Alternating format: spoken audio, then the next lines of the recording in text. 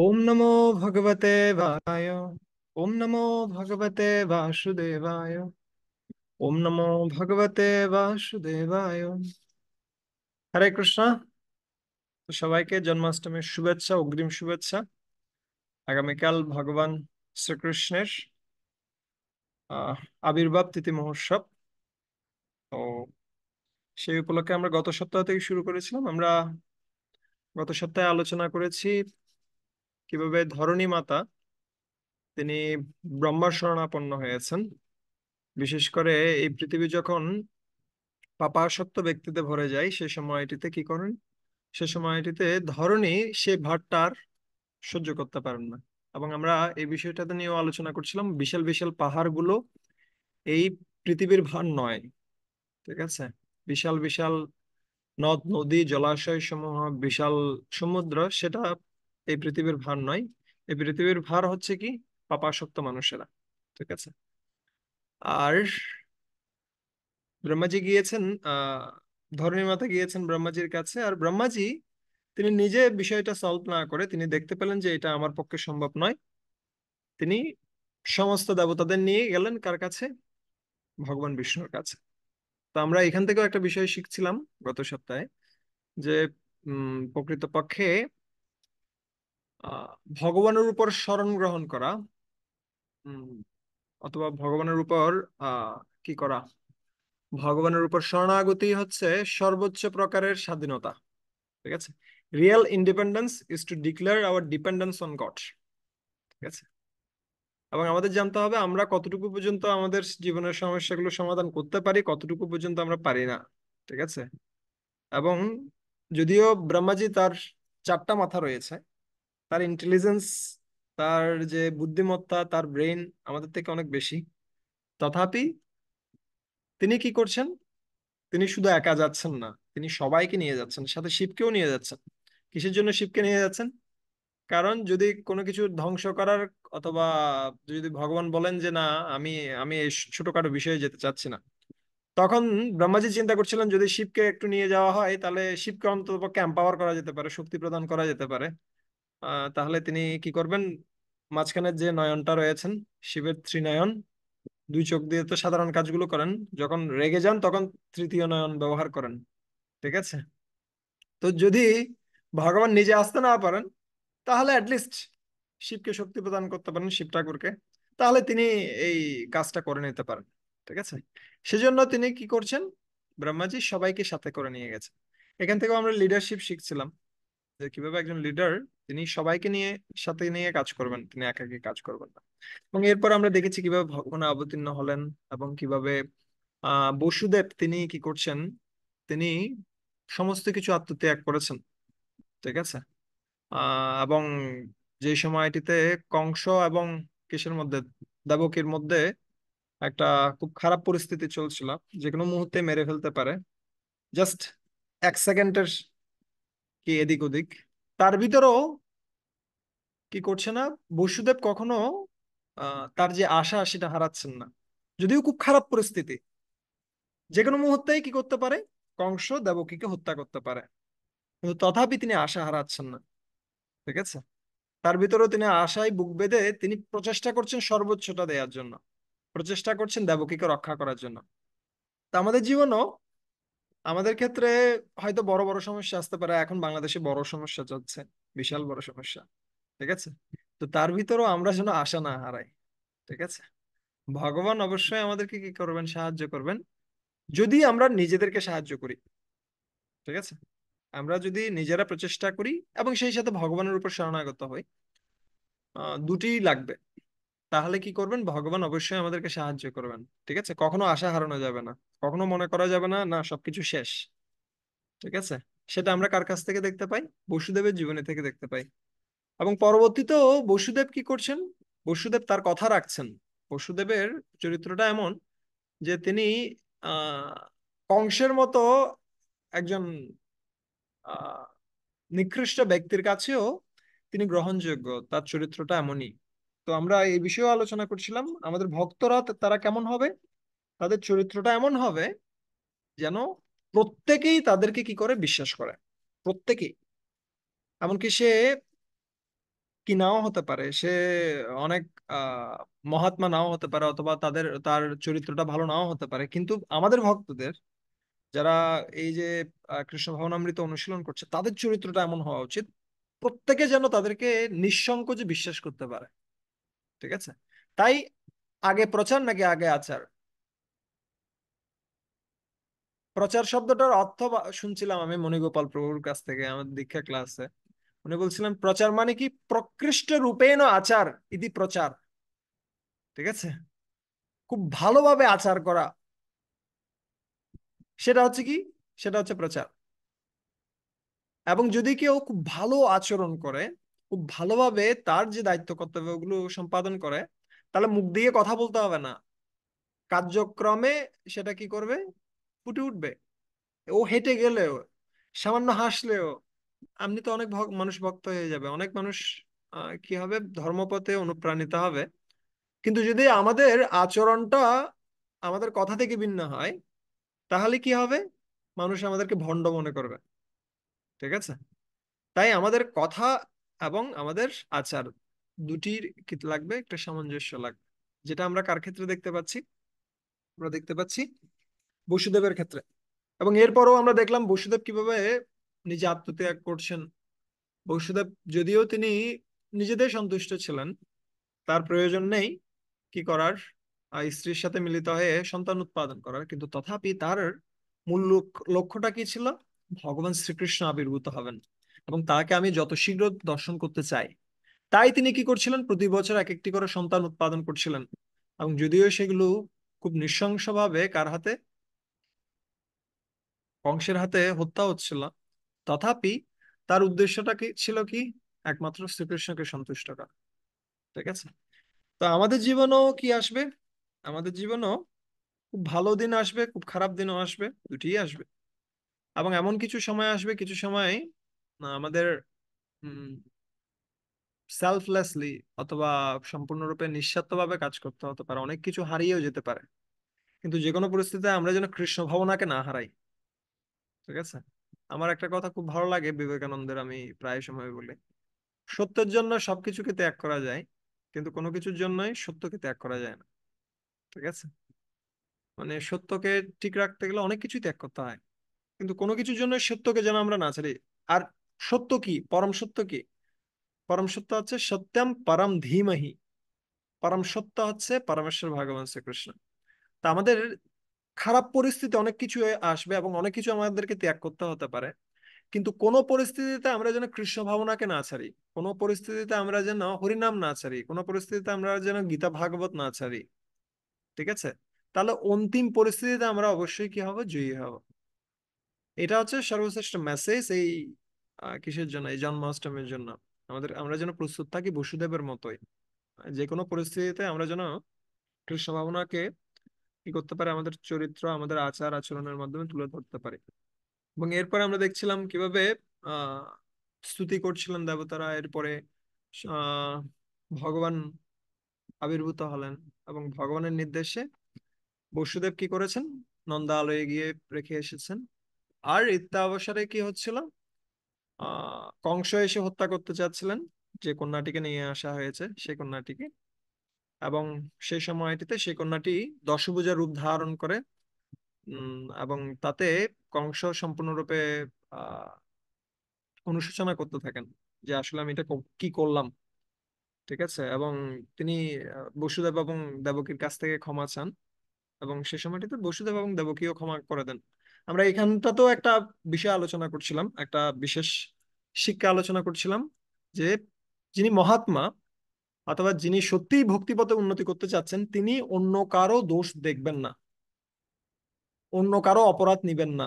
কেউ যদি তার সাথে খারাপ আচরণও করে, উনি কি হবেন না, উনি ওই বিষয়টা দ্বারা আকৃষ্ট হবেন না, অথবা ওই বিষয়টা দ্বারা ব্যতীত হবেন না। যদিও বাহ্যিকভাবে তিনি যদি শিক্ষক হন অথবা তিনি যদি দায়িত্বপূর্ণ কোনো স্থানে থাকেন, তাকে অবশ্যই কিছু স্টেপ নিতে হতে পারে বাহ্যিকভাবে, কিন্তু অভ্যন্তরীণ ভাবে যেন আমাদের কারো প্রতি কোনো বিদ্বেষ না থাকে।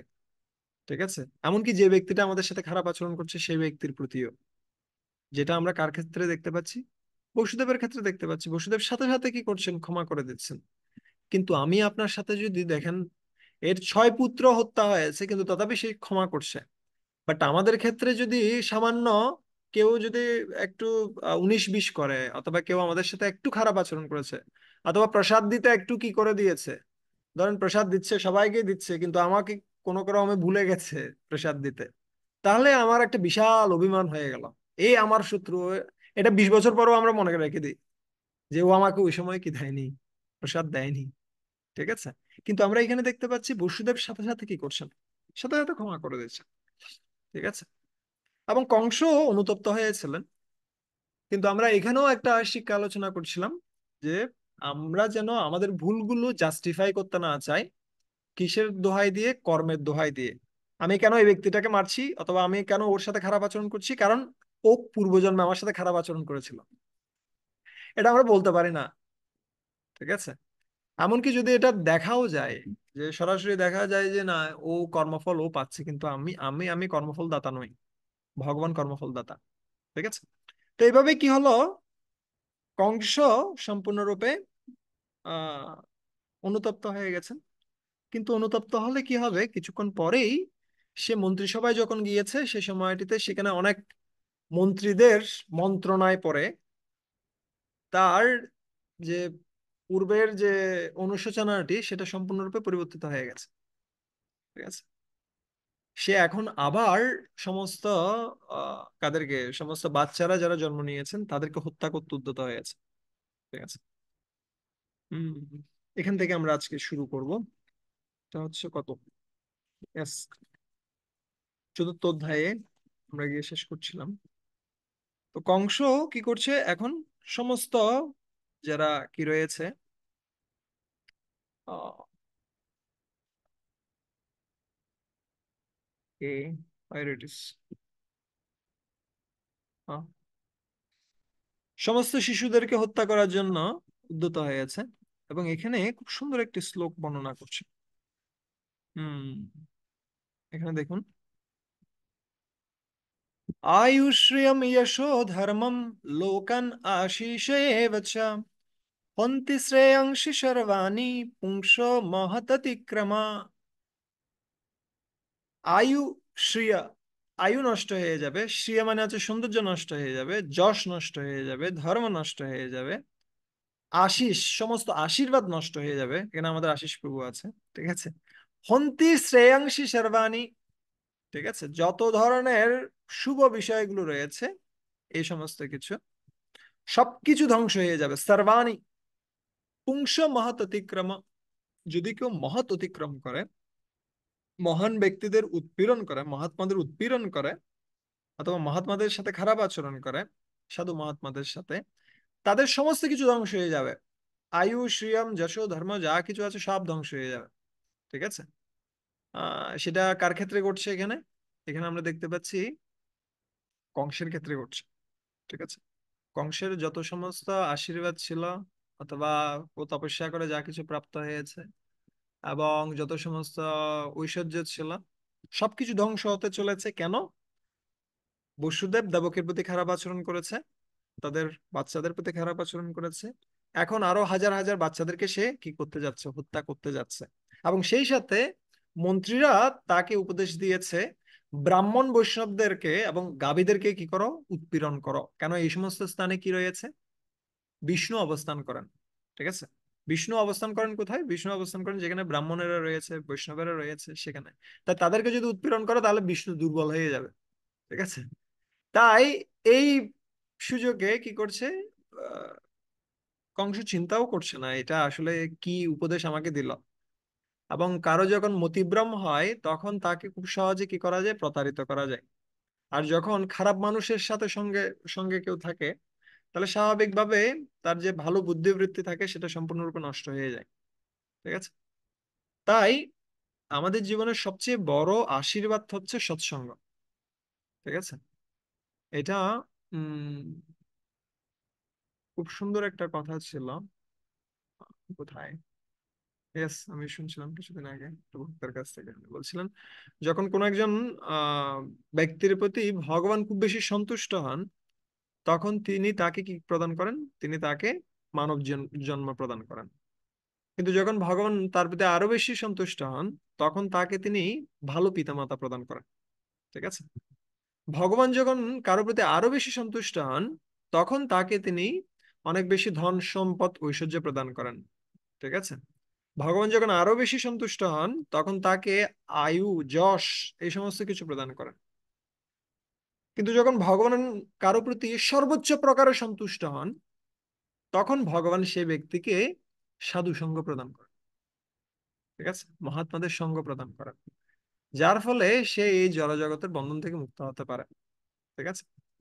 তো আমরা এই ক্ষেত্রে দেখতে পাচ্ছি, কার ক্ষেত্রে, এই যে কংসের ক্ষেত্রে, ওর আশেপাশে কোনো ভালো ব্যক্তি নেই, যারা আছে সব চোর ডাকাত বদমাশ।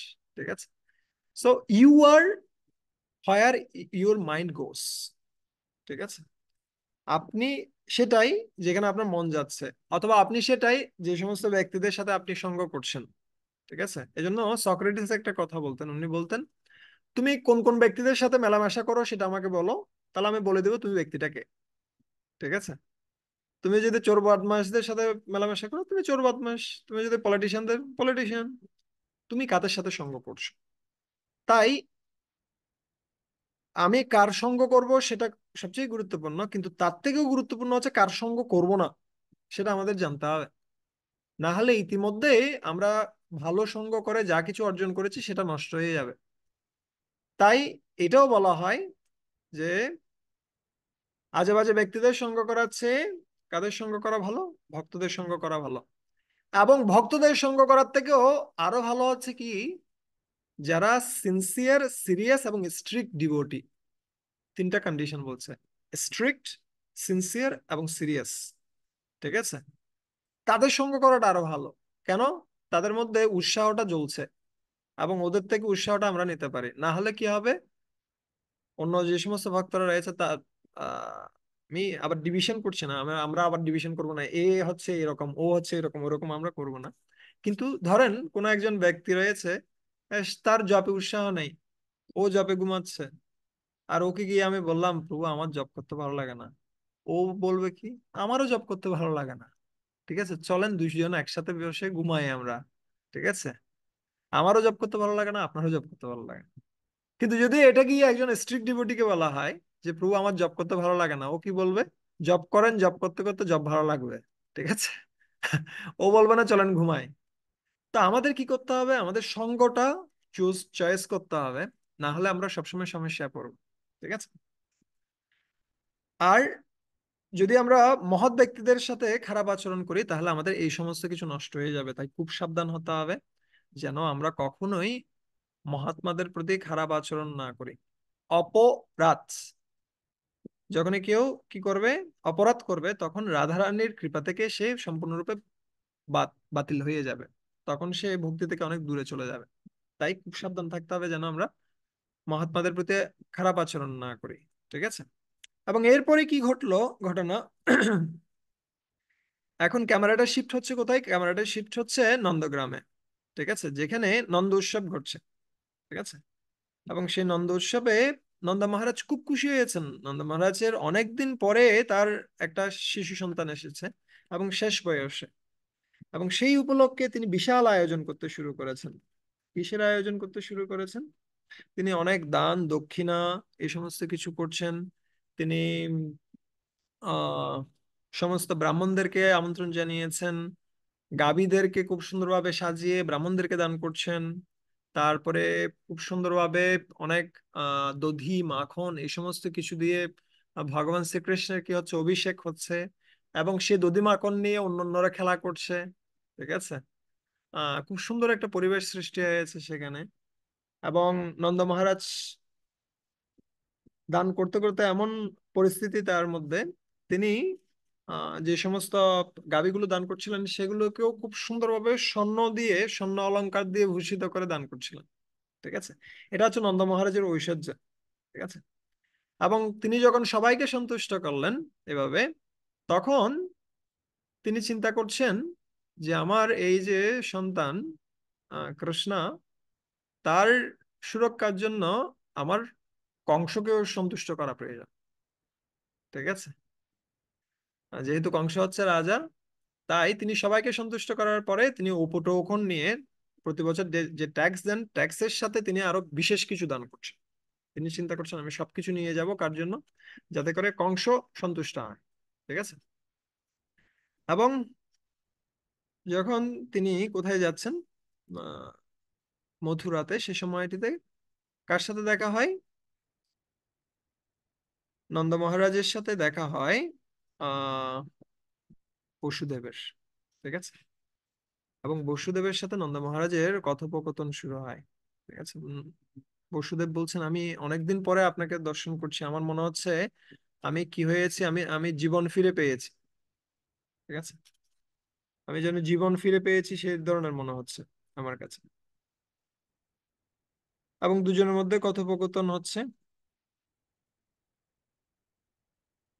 উম, কি? Let me show. হ্যাঁ।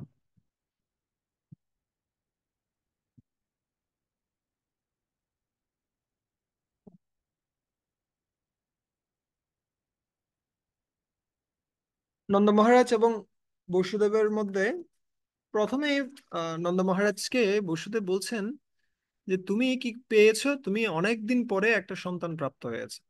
ঠিক আছে। উনি কি বলছেন না, উনি বলছেন না পুত্র অথবা কন্যা, তিনি বলছেন প্রজা। ঠিক আছে। প্রজা শব্দ দিয়ে দুটোই বোঝায়। প্রজা শব্দ বলতে গেলে সন্তান এক প্রকারের। সন্তান শব্দটা দুটো দুটো অক্ষরে হয়, দুটো অর্থই হয়। এটা পুত্র হয়, সেটা কন্যাও হয়। ঠিক আছে। আপনি অনেকদিন পরে সন্তান প্রাপ্ত হয়েছেন, তো এটা অনেক আনন্দের একটা বিষয়। ঠিক আছে। এবং তিনি সেই সাথে জিজ্ঞেস করছেন অন্যান্যরা কেমন আছে, বলরাম কেমন আছে, রোহিণী কেমন আছে, এবং গাভীরা কেমন আছে। ঠিক আছে। আহ গাভীদের মধ্যে গাভীরা ঠিক মতো কি পাচ্ছে কিনা, জল, বৃষ্টি, তারপরে হচ্ছে কি আহ ঠিক মতো ঘাস পাচ্ছে কিনা, সমস্ত কিছু জিজ্ঞেস করছে। দেখুন এখানে একটা বিষয় কি দেখুন, যদিও বসুদেবের অনেক কষ্ট, ইতিমধ্যে ওর 6টা সন্তান কি হয়েছে, হত্যা হয়েছে। এবং অন্যদিকে কি হচ্ছে, অন্যদিকে তার পুত্র কৃষ্ণ, তিনি রয়েছেন কার কাছে? নন্দ মহারাজের কাছে। ঠিক আছে। কিন্তু তিনি জিজ্ঞেস করছেন নন্দ মহারাজ কেমন আছে, অন্যান্যরা কেমন আছে। ঠিক আছে। একে একে সবার কথা জিজ্ঞেস করছেন, নিজের কষ্টটা কি করে রেখে চেপে রেখে। কিন্তু এই ক্ষেত্রে আসলে কার প্রথমে কথা বলার কথা ছিল? নন্দ মহারাজের কথা বলার কথা ছিল। নন্দ মহারাজ জিজ্ঞেস করতে পারো ইস, আপনার কি, আপনার এই 6টা ছেলে মারা গেল, এটা কি হলো, এটা হলো, বিভিন্ন বিষয়। কিন্তু দেখেন বসুদেব, তিনি এত বেশি বিচক্ষণ ব্যক্তি এবং বসুদেব এত বেশি স্থিতিশীল একজন ব্যক্তি। তিনি কি করছেন, তিনি তার নিজের দুঃখটাকে চেপে রেখে তিনি আগে কি করছেন, অন্যান্যদের খোঁজখবর নিচ্ছেন, ব্রজবাসীদের খোঁজখবর নিচ্ছেন। ঠিক আছে।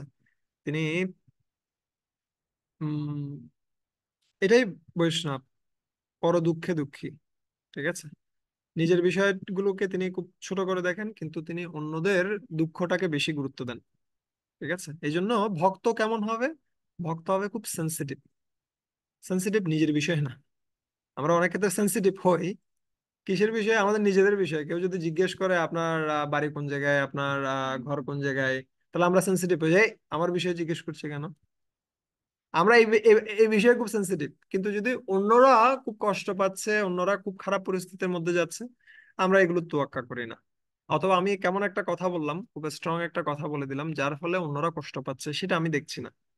আমি দেখছি কি, আমি কতটুকু ভালো আছি বা খারাপ আছি।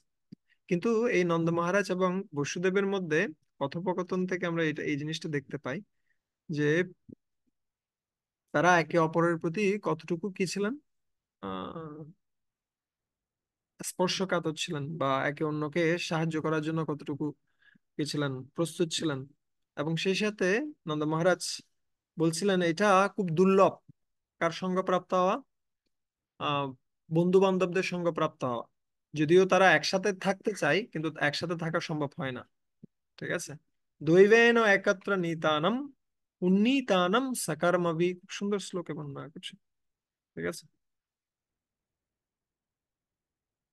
यस। न न एकत्र प्रिय संभाषो सुहृदं चित्रकर्मणम् ওঘেন ভূয়মানানাম প্লবানম স্রোতস্যো যথা ন একত্র প্রিয় সংবাস। প্রিয়জনরা একসাথে থাকতে পারে না। কেন? সুহৃদম চিত্রকর্মাণম। তারা যদিও সুহৃদ, একে অপরের অত্যন্ত প্রিয়, কিন্তু তাদের কর্ম ভিন্ন ভিন্ন প্রকারের। চিত্রকর্মাণম, এক একজনের কর্ম এক এক রকম। তাই কি হয়? ওঘে না ভূয়মানানম, তারা প্রবাহিত হয় খুব দ্রু- খুব কি শক্তিশালী ব্যাগের দ্বারা তারা কি হয়, এক একজন এক এক দিকে প্রবাহিত হয়।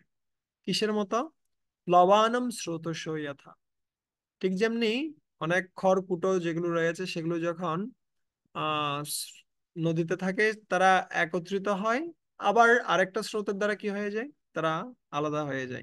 ঠিক একইভাবে, যদিও নন্দ মহারাজ কে বসুদেব বলছেন, যদিও আমরা একসাথে থাকতে চাই, কিন্তু আমাদের একসাথে থাকাটা সম্ভব নয়। কেন?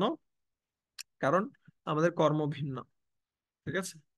তা আমাদের জীবনও উম যদিও আমরা অনেক আত্মীয় স্বজনদের মধ্যে পরিবৃত হয়ে রয়েছি, কিন্তু একসাথে থাকা সম্ভব নয়। এবং একসাথে থাকলেও একটা নির্দিষ্ট সময় পরে আমাদেরকে বিচ্ছিন্ন হতেই হয়। ঠিক আছে? কেন? চিত্রকর্মানম, বিভিন্ন প্রকার কর্মে আমরা জর্জরিত রয়েছে। ঠিক আছে? এবং এরপরে কি করছেন? এরপরে আহ নন্দ মহারাজ তিনিও জিজ্ঞেস করছেন। কার সম্বন্ধে? বসুদেবের সম্বন্ধে। যে আপনার ইতিমধ্যে কি হয়েছে? আপনার ইতিমধ্যে 6 সন্তান হত্যা হয়েছে কংসের দ্বারা, এবং পরবর্তীতে একটা কন্যা, সেও নষ্ট হয়ে গেল, এবং তার পরবর্তী সন্তানের তো খোঁজ খবর নেই। ঠিক আছে? আপনি কত কষ্টের মধ্যে রয়েছেন। উম, এভাবে নন্দ মহারাজ বর্ণনা করছেন, এবং তিনি এও বলছেন যে আসলে সবকিছু কিসের অধীন? দৈবাধীন, কর্মের অধীনে সমস্ত কিছু ঘটে চলছে। তাই যে ব্যক্তি এই বিষয়টা জানেন, যে ব্যক্তি জানেন যে যা কিছু ঘটছে সেটা ভগবানের অধীনে, সে ব্যক্তি কখনো কি হন না, আহ বিমূঢ় হন না, বা তিনি কখনো চঞ্চল হন না, বা হতবিহ্বল হন না। ঠিক আছে? আর এই কথাগুলো যখন হচ্ছে, তখন বসুদেব তাকে বলছেন যে আপনি তাড়াতাড়ি করে চলে যান। ইতিমধ্যে আপনি ট্যাক্স দিয়েছেন কংসকে, আর ইতিমধ্যে আপনি আমার সাথেও দেখা করেছেন। তাড়াতাড়ি করে কোথায় যান? ব্রজে ফিরে যান। কেন? যে কোনো মুহূর্তে যে কোনো কিছু ঘটতে পারে। ঠিক আছে? যে কোনো মুহূর্তে কংস প্রেরিত যে সমস্ত রাক্ষসেরা রয়েছে, তারা সেখানে পৌঁছতে পারে, এবং যে কোনো কিছু ঘটে যেতে পারে। আমার কাছে সেরকম মনে হচ্ছে। ঠিক আছে? তাই আপনি তাড়াতাড়ি করে চলে যান। তো এই নির্দেশ প্রদান করছে কাকে? নন্দ মহারাজকে। এবং নন্দ মহারাজ সাথে সাথে সেই স্থান পরিত্যাগ করে কোথায় গেলেন? আহ ব্রজে যাচ্ছেন। এবং ক্যামেরাটা কোথায় শিফট করছে এখন? ক্যামেরাটা শিফট করছে নন্দগ্রামে। ঠিক আছে? এবং সেখানে কি হলো? ইতিমধ্যেই আহ পুতনা রাক্ষসীকে প্রেরণ করেছিলেন কংস, যিনি সর্বত্র ভ্রমণ করে সমস্ত শিশুদেরকে হত্যা করছিলেন। ঠিক আছে? সে আসলে কাদেরকে হত্যা করছিল? আচার্যরা বর্ণনা করছে, সে আসলে মথুরা মণ্ডলে যে সমস্ত কারা অসুরদের সন্তানেরা রয়েছে তাদেরকে হত্যা করছিল। ঠিক আছে? সে ব্রজভূমিতে প্রথম পদার্পণ করছে, এবং প্রথমেই যাচ্ছে কার ঘরে? নন্দ মহারাজের ঘরে। ঠিক আছে? আর নন্দ মহারাজের ঘরে যখন প্রবেশ করেছে, সে সময়টিতে সবাই দেখে কি হয়ে গেছে, অবাক হয়ে গেছে, এত সুন্দর একটা রমণী। ঠিক আছে? এবং তাদের দেখে মনে হচ্ছিল যে প্রকৃতপক্ষে লক্ষ্মী দেবী স্বয়ং সেখানে অবতীর্ণ হয়েছেন। কি করার জন্য? তিনি আহ কার খোঁজ করছেন? আহ নারায়ণের খোঁজ করছেন। ঠিক আছে? এবং তারা চিন্তা করছিলেন আমাদের ঘরের যে বিগ্রহ, সেটা হচ্ছে নারায়ণ। তো সম্ভবত উনি নারায়ণের খোঁজে এসেছেন। ঠিক আছে? তো ব্রজবাসীরা তারা তাদের ঘরে কি করেন? তারা তাদের আরাধ্য বিগ্রহ হচ্ছে নারায়ণ, আর তারা প্র্যাকটিক্যালি সেবা করে কার? কৃষ্ণের। ঠিক আছে? এটা হচ্ছে ব্রজবাসীদের ভাব। তারা মনে করে ভগবান হচ্ছেন কে? বিষ্ণু। আর কৃষ্ণ হচ্ছে কে? কৃষ্ণ হচ্ছেন আমার সখা, আমার আহ ভাই, অথবা আমার ছেলে। ঠিক আছে? আমার প্রেমিক। ঠিক আছে? কিন্তু তারা কৃষ্ণকে ভগবান বলে মনে করে না। এটা হচ্ছে কি? ব্রজভাব। আহ, এখানে ঐশ্বর্যের দাম নেই। এখানে কিসের দাম রয়েছে? এখানে মাধুর্যের দাম রয়েছে। এখানে ভগবান সুইটনেস, বা তার যে মাধুর্য সেটা দ্বারা সবাইকে আকৃষ্ট করেন। আর কি করেছেন, যখন এই যে বিশেষ নারীটিকে দর্শন করেছেন, আহ রোহিণী এবং যশোদা মাতা, তারা চিন্তা করছে, যদি এর স্তনের দুধ আমার কৃষ্ণ পান করে তাহলে কি হবে, আমার কৃষ্ণ অনেক শক্তিশালী হবে। ঠিক আছে, তাই তিনি কি করছেন, সরাসরি ছেড়ে দিয়েছেন। এবং সরাসরি কে পুতনা প্রবেশ করেছে ভগবান কৃষ্ণ যেখানে কি করছিলেন, শয়ন করছিলেন সেই স্থানটিতে। আর যখন ভগবান কৃষ্ণ কাকে দর্শন করেছেন, পুতনাকে দর্শন করেছেন, সাথে সাথে তিনি চোখ বন্ধ করে নিয়েছেন। ঠিক আছে, তো এখানে অনেকগুলো কারণ দেখানো হচ্ছে কেন তিনি চোখ বন্ধ করে নিয়েছেন। তিনি চিন্তা করছিলেন, প্রথমবারের মতো আমি যে ওষুধটাকে হত্যা করতে যাব, সেই ওষুধটা হচ্ছে গে সেই ওষুধটা হচ্ছে একটা নারী। ঠিক আছে, তো আমি কিভাবে একটা নারীকে হত্যা করতে পারি, এটার একটা লজ্জা তার মধ্যে কাজ করছিল। এবং তিনি চিন্তা করছিলেন যে অনেকগুলো লীলা এর ধরনের ঘটেছে, যেমনি বালির ক্ষেত্র, বালিকে বধ করার সময় ভগবান রামচন্দ্র পেছন থেকে বধ করছিলেন। কেন, সামনে থেকে যদি বধ করতে যান তাহলে কি হবে, যা শক্তি রামের রয়েছে তার অর্ধেকটা কে পেয়ে যাবে, বালি পেয়ে যাবে। বালির ওরকম একটা বর ছিল। ঠিক আছে, তাই তিনি সামনে থেকে যুদ্ধ না করে পেছন থেকে যুদ্ধ করছিলেন। ঠিক আছে, পেছন থেকে তাকে হত্যা করেছে। ঠিক একইভাবে এখানেও কৃষ্ণ চিন্তা করছেন, যদি আমি ওকে দর্শন প্রদান করি আমার কিছু শক্তিও পেয়ে যাবে। ঠিক আছে, আমি চাই না ও কিছু শক্তি পাক। ঠিক আছে, আর আরেকজন আচার্য তিনি ব্যাখ্যা করছেন যে ভগবান শ্রীকৃষ্ণের দুটি চোখ, সেটা হচ্ছে কি, একটা হচ্ছে চন্দ্র আর একটা হচ্ছে সূর্য। ঠিক আছে, আর যখন এই যে পুতনাকে দর্শন করেছে তখন একটি চোখে যেটা সূর্য ছিল, সেই সূর্য গ্রহ চিন্তা করছে, না না আমি ওকে আমার গ্রহে নিব না। ঠিক আছে, ও খুব রাক্ষসী, ওকে আমি আমার গ্রহে নিব না, ওর সাথে সাথে বন্ধ হয়ে গেছে একটা চোখ। আরেকটা চোখ চিন্তা করছে কি, আরেকটা চোখ চিন্তা করছে, আরেকটা চোখ হচ্ছে কি চন্দ্র, শশী সূর্য, যেমনি ভগবত গীতায় বর্ণনা করছে। ও চিন্তা করছে, না না ওকে আমার চন্দ্রগ্রহেও প্রয়োজন নেই, ও বাদ, ওটাও বন্ধ হয়ে গেছে। আবার আরেকজন আচার্য তিনি ব্যাখ্যা করছেন এমন ভাবে যে প্রকৃতপক্ষে আহ তিনি চোখ বন্ধ করে, ভগবান কৃষ্ণ তিনি চোখ বন্ধ করে কি করছিলেন, তিনি আসলে শিবকে আহ্বান করছিলেন। কেন, এই কাজটা হচ্ছে কার, বিষ খাওয়ার কাজটা হচ্ছে শিবের। ঠিক যেমনি আমরা কার ক্ষেত্রে দেখতে পাই, সমুদ্র মন্থনের ক্ষেত্রে তিনি বিষ গ্রহণ করছিলেন। তো এখানেও কে, পুতনা, তিনি তার স্তনে কালকুট বিষ মিশিয়ে এসেছেন। তো এই বিষটা কে খাবে, শিব ঠাকুর খাবে, আর আমি দুধটা খাবো। ঠিক আছে, তাই তিনি কাকে আহ্বান করছিলেন, তিনি আহ্বান করছিলেন কাকে, শিব ঠাকুরকে। ঠিক আছে, এবং এভাবে অনেকগুলো কারণ ব্যাখ্যা করা হচ্ছে, আমরা সবগুলো কারণে যাচ্ছি না। তার এর মধ্যে কি ঘটলো, আহ তিনি এসে সেই পুতনা রাক্ষসী, তিনি খুব সুন্দর মায়ের রূপ ধারণ করে এসে যখন দুধ দিতে যাচ্ছেন, সেই সময়টিতে ভগবান কৃষ্ণ সেই দুধ তো পান করেছেনই, দুধের সাথে তিনি তার প্রাণ বায়ু সহ পান করে নিয়েছেন। আর যখন বায়ু সহ পান করে নিয়েছেন সেই সময়টিতে কে আহ এই যে পুতনা রাক্ষসী, তিনি চাচ্ছিলেন ছেড়ে নেয়ার জন্য কাকে, আহ কৃষ্ণকে, কিন্তু পারছিলেন না কোনো রকম। ঠিক আছে, এমন ভাবে তিনি চেপে ধরেছেন ভগবান কৃষ্ণ, এমন ভাবে আহ কার আহ পুতনার যে স্তন সেটা এমন ভাবে চেপে ধরেছেন, সেটাকে কোনো রকমে ছাড়ানো যাচ্ছে। ঠিক আছে, তো এরপরে কি হলো, পুতনা রাক্ষসী তার যে বিকট রূপ সেটা তিনি ধারণ করেছেন। আর সেই রূপ ধারণ করে তিনি আর না পেরে কি করছেন, বিশাল আওয়াজ করে তিনি তার রূপ ধারণ করে তিনি নিকটস্থ স্থানে গিয়ে পড়েছেন। এবং সেখানে কংসের একটা বিশাল বাগানও ছিল, সেটা সম্পূর্ণরূপে নষ্ট হয়ে গেছে। এবং বিশাল দেহ, সেই বিশাল দেহটা নষ্ট হয়ে গেছে। ঠিক আছে, এখানে খুব সুন্দর একটা শ্লোক বর্ণনা করছে, আমরা এটা একটু করে পড়তে পারি।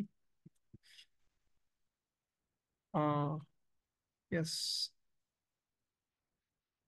পদ্ভ্যম ভক্ত হৃদয় স্তভ্যম বন্ধভ্যম লোকবন্দিতৈ অঙ্গম यस्य समाक्रम्य भगवानोऽपि तत्स्तनम् यादुधन्नापि सर्गम अबाप जननी गतिम कृष्ण भुक्तस्तनो क्षीरा किमु गावो नुमातरः।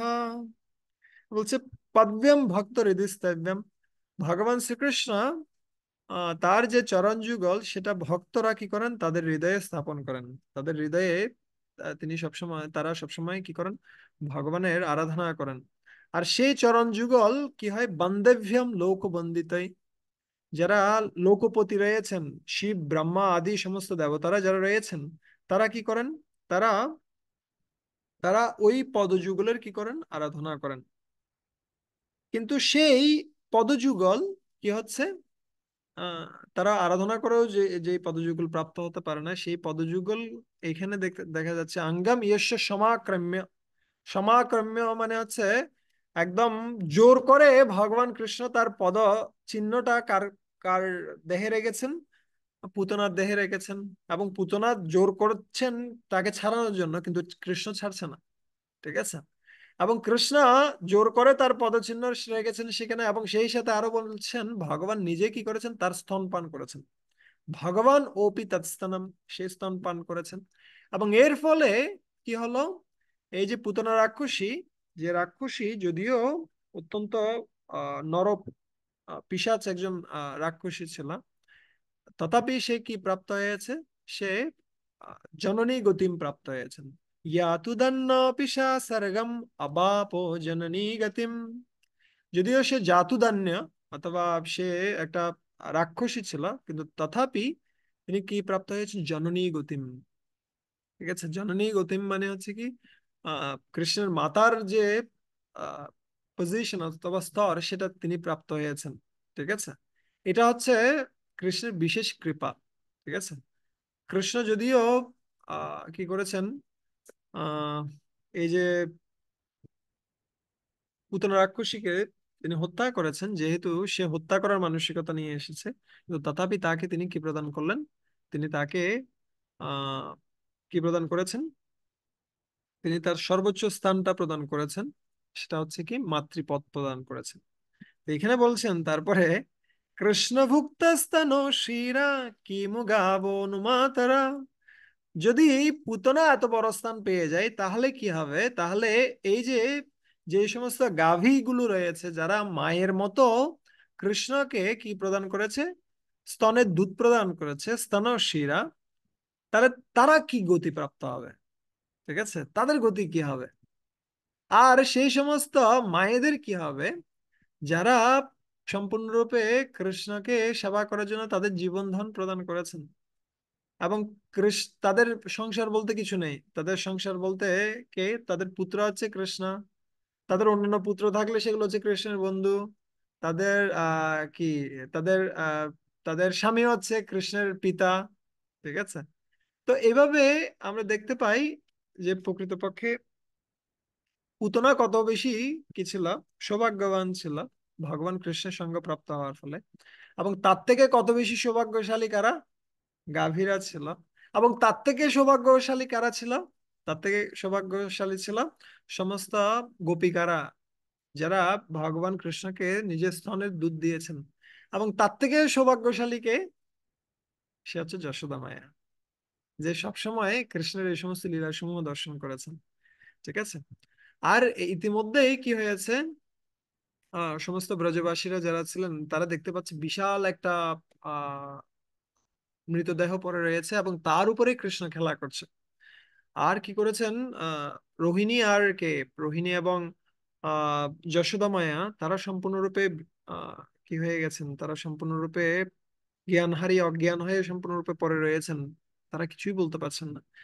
আর অন্যদিকে সমস্ত ব্রজবাসীরা গিয়ে কি করেছেন, কৃষ্ণকে নিয়ে এসেছেন। কৃষ্ণকে দেখা যাচ্ছে কৃষ্ণকে সেখানে খেলা করছেন, সম্পূর্ণরূপে তিনি তার খেলায় মত্ত রয়েছেন।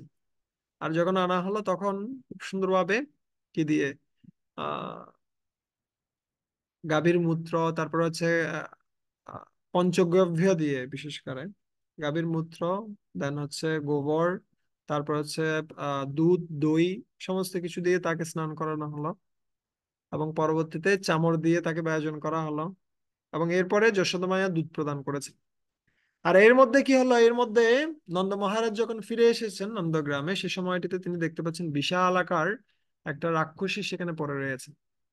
আর তিনি সাথে সাথে চিন্তা করছেন যে বসুদেব কিভাবে এই কথা জানতে পারলো।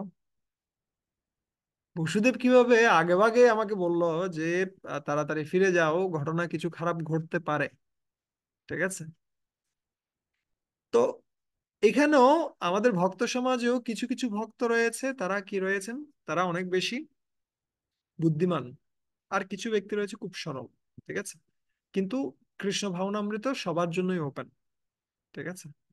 কৃষ্ণ ভাবনা বুদ্ধিমত্তার উপর নির্ভর করে না। ঠিক আছে। আমাদের এটা মনে করা উচিত নয় যে আমার তো অত বেশি বুদ্ধি নেই, আমার তো অত বেশি শিক্ষা দীক্ষা যোগ্যতা নেই, তাহলে আমার কি কোনো কাজ নেই। না, সবারই কাজ রয়েছে।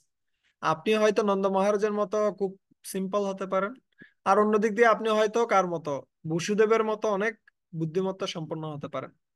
কিন্তু উভয়েই কৃষ্ণের সেবা করতে পারে, যেটা আমরা দেখতে পাচ্ছি এখানে বসুদেব এবং কার নন্দ মহারাজের চরিত্রের মাধ্যম দিয়ে। তাই আমাদের যা চরিত্র রয়েছে বা আমাদের যা যোগ্যতা রয়েছে সেটাকে চিন্তা করতে হবে, সেটাকে আমরা কিভাবে কৃষ্ণ ভাবনায় কাজে লাগাতে পারি। ঠিক আছে। এমন নয় যে আমাদের নতুন কিছু, নতুন ভাবে আমাদেরকে কি করতে হবে, যোগ্যতা অর্জন করতে হবে, অথবা অনেক স্কিল অথবা দক্ষতা অর্জন করতে হবে, অন্যদের মতো আমাকে বুদ্ধিমান হতে হবে, না, ওটা প্রয়োজন নেই। কিন্তু যদি কারোর মধ্যে কিছু থাকে সেটার জন্য আমরা কি করতে পারি, প্রশংসা করতে পারি। ঠিক যেমনি আমরা এখানে দেখতে পাচ্ছি যে নন্দ মহারাজ সাথে সাথে কার প্রশংসা করছেন, সাথে সাথে বসুদেবের প্রশংসা করছেন। কিভাবে বসুদেব জানতে পারলো এটা। ঠিক আছে। তো এইভাবে কি করছেন, নন্দ মহারাজ সহ সমস্ত ব্রজবাসীরা গিয়ে সেই যে মৃতদেহটিকে সেটিকে ছেদন করে সেটিকে আগুন দিয়ে দিলেন, এবং সেই আগুন থেকে কি বের হচ্ছে, খুব সুন্দর সুগন্ধি বের হচ্ছে। ঠিক আছে। এবং সবাই চিন্তিত হয়ে গেছে এই সুগন্ধি কোথা থেকে আসছে। তারা তখন বুঝতে পারলো যে এই সুগন্ধি আসলে কোথা থেকে আসছে, এটা আসছে পুতনার মৃতদেহ থেকে, এবং সেই মৃতদেহটা সম্পূর্ণরূপে পবিত্র হয়ে গেছে ভগবান শ্রীকৃষ্ণের অঙ্গ স্পর্শে। কিন্তু যদি আমরা প্রতিদিন বিগ্রহের সেবা করি, আমরা যদি প্রতিদিন আমাদের যে অল্টার রয়েছে, আমাদের যে মন্দির রয়েছে গৃহে, সেই মন্দিরে যদি বিগ্রহের সেবা করি, তাহলে আমরা কতটুকু পবিত্র হব। যদি কে পুতনা অনিচ্ছাকৃতভাবে ভগবানের পাদস্পর্শ পেয়ে এত পবিত্র হয়ে যায়, তাহলে আমরা যদি ইচ্ছাকৃতভাবে ভগবানের সেবা করি, তাহলে আমরা কত পবিত্র হবে।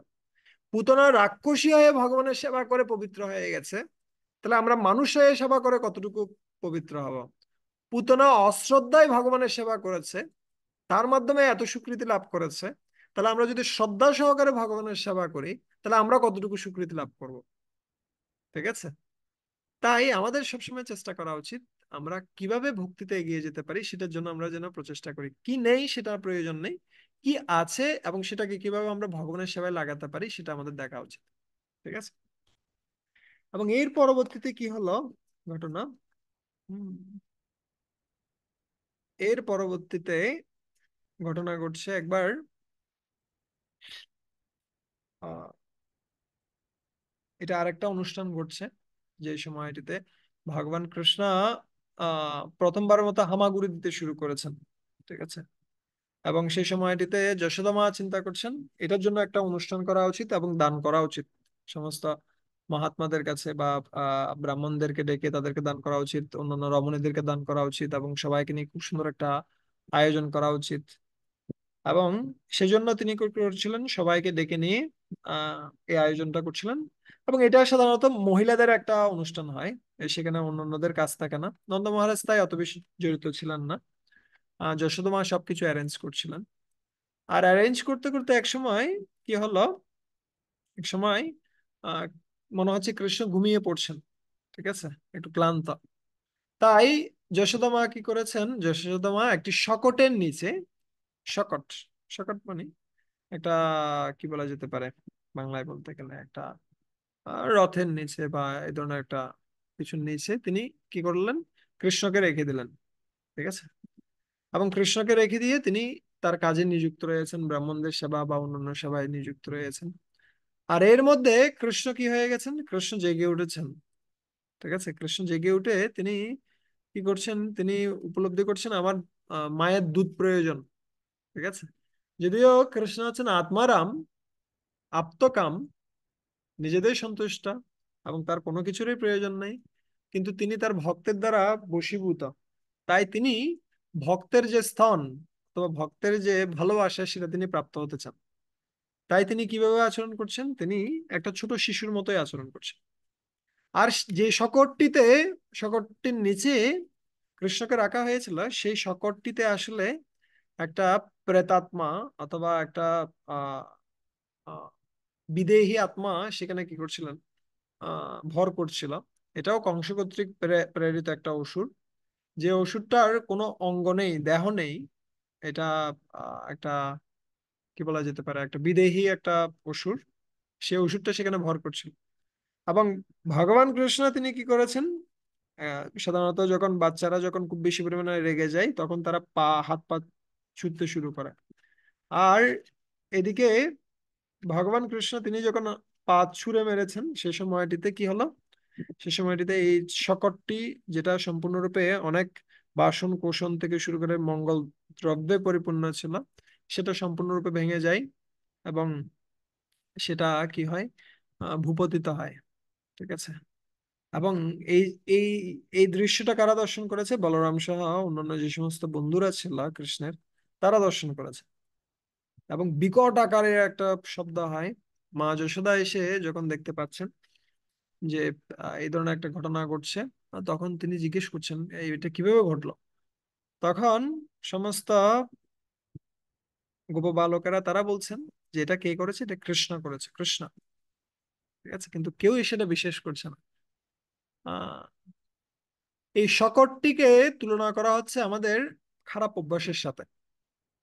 ঠিক আছে, আমাদের যে খারাপ অভ্যাসগুলো রয়েছে, বর্তমান খারাপ অভ্যাস, পূর্বের খারাপ অভ্যাস, ঠিক আছে, যে সমস্ত খারাপ অভ্যাসগুলো রয়েছে সেগুলোকে ডিটেক্ট করা অনেক কঠিন রয়েছে। কিন্তু সেটা একটা বিশাল ভার, আমাদের জন্য একটা বিশাল ভার। ঠিক আছে, আমাদেরকে চেপে রাখে সব সময়, কিন্তু আমরা দেখতে পাই না এটা কিভাবে আমাদেরকে চেপে রাখছে। তাই আমরা যদি সে সমস্ত খারাপ অভ্যাসগুলো থেকে মুক্ত হতে চাই তাহলে আমাদের কি প্রয়োজন, ভগবানের চরণ কমলে ধ্যান করা প্রয়োজন। ঠিক আছে, তাহলে আমরা সে খারাপ অভ্যাসগুলো থেকে মুক্ত হতে পারবো ভগবানের চরণ পদ্মের একটা আঘাতেই। ঠিক আছে, আমরা যেটা প্রচেষ্টা করছি অনেক বছর ধরে বের হয়ে আসার জন্য, সেটা আমরা নিজেদের প্রচেষ্টায় পারবো না।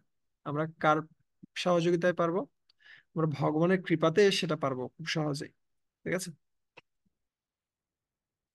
ইয়েস। এবং তখন যশোদা মা তিনি কি করছেন, তিনি কৃষ্ণকে নিয়ে গিয়ে আবার কি করছেন, আবার সমস্ত ব্রাহ্মণদের কাছে নিয়ে গেলেন। ব্রাহ্মণরা খুব সুন্দরভাবে মন্ত্র উচ্চারণ করছে।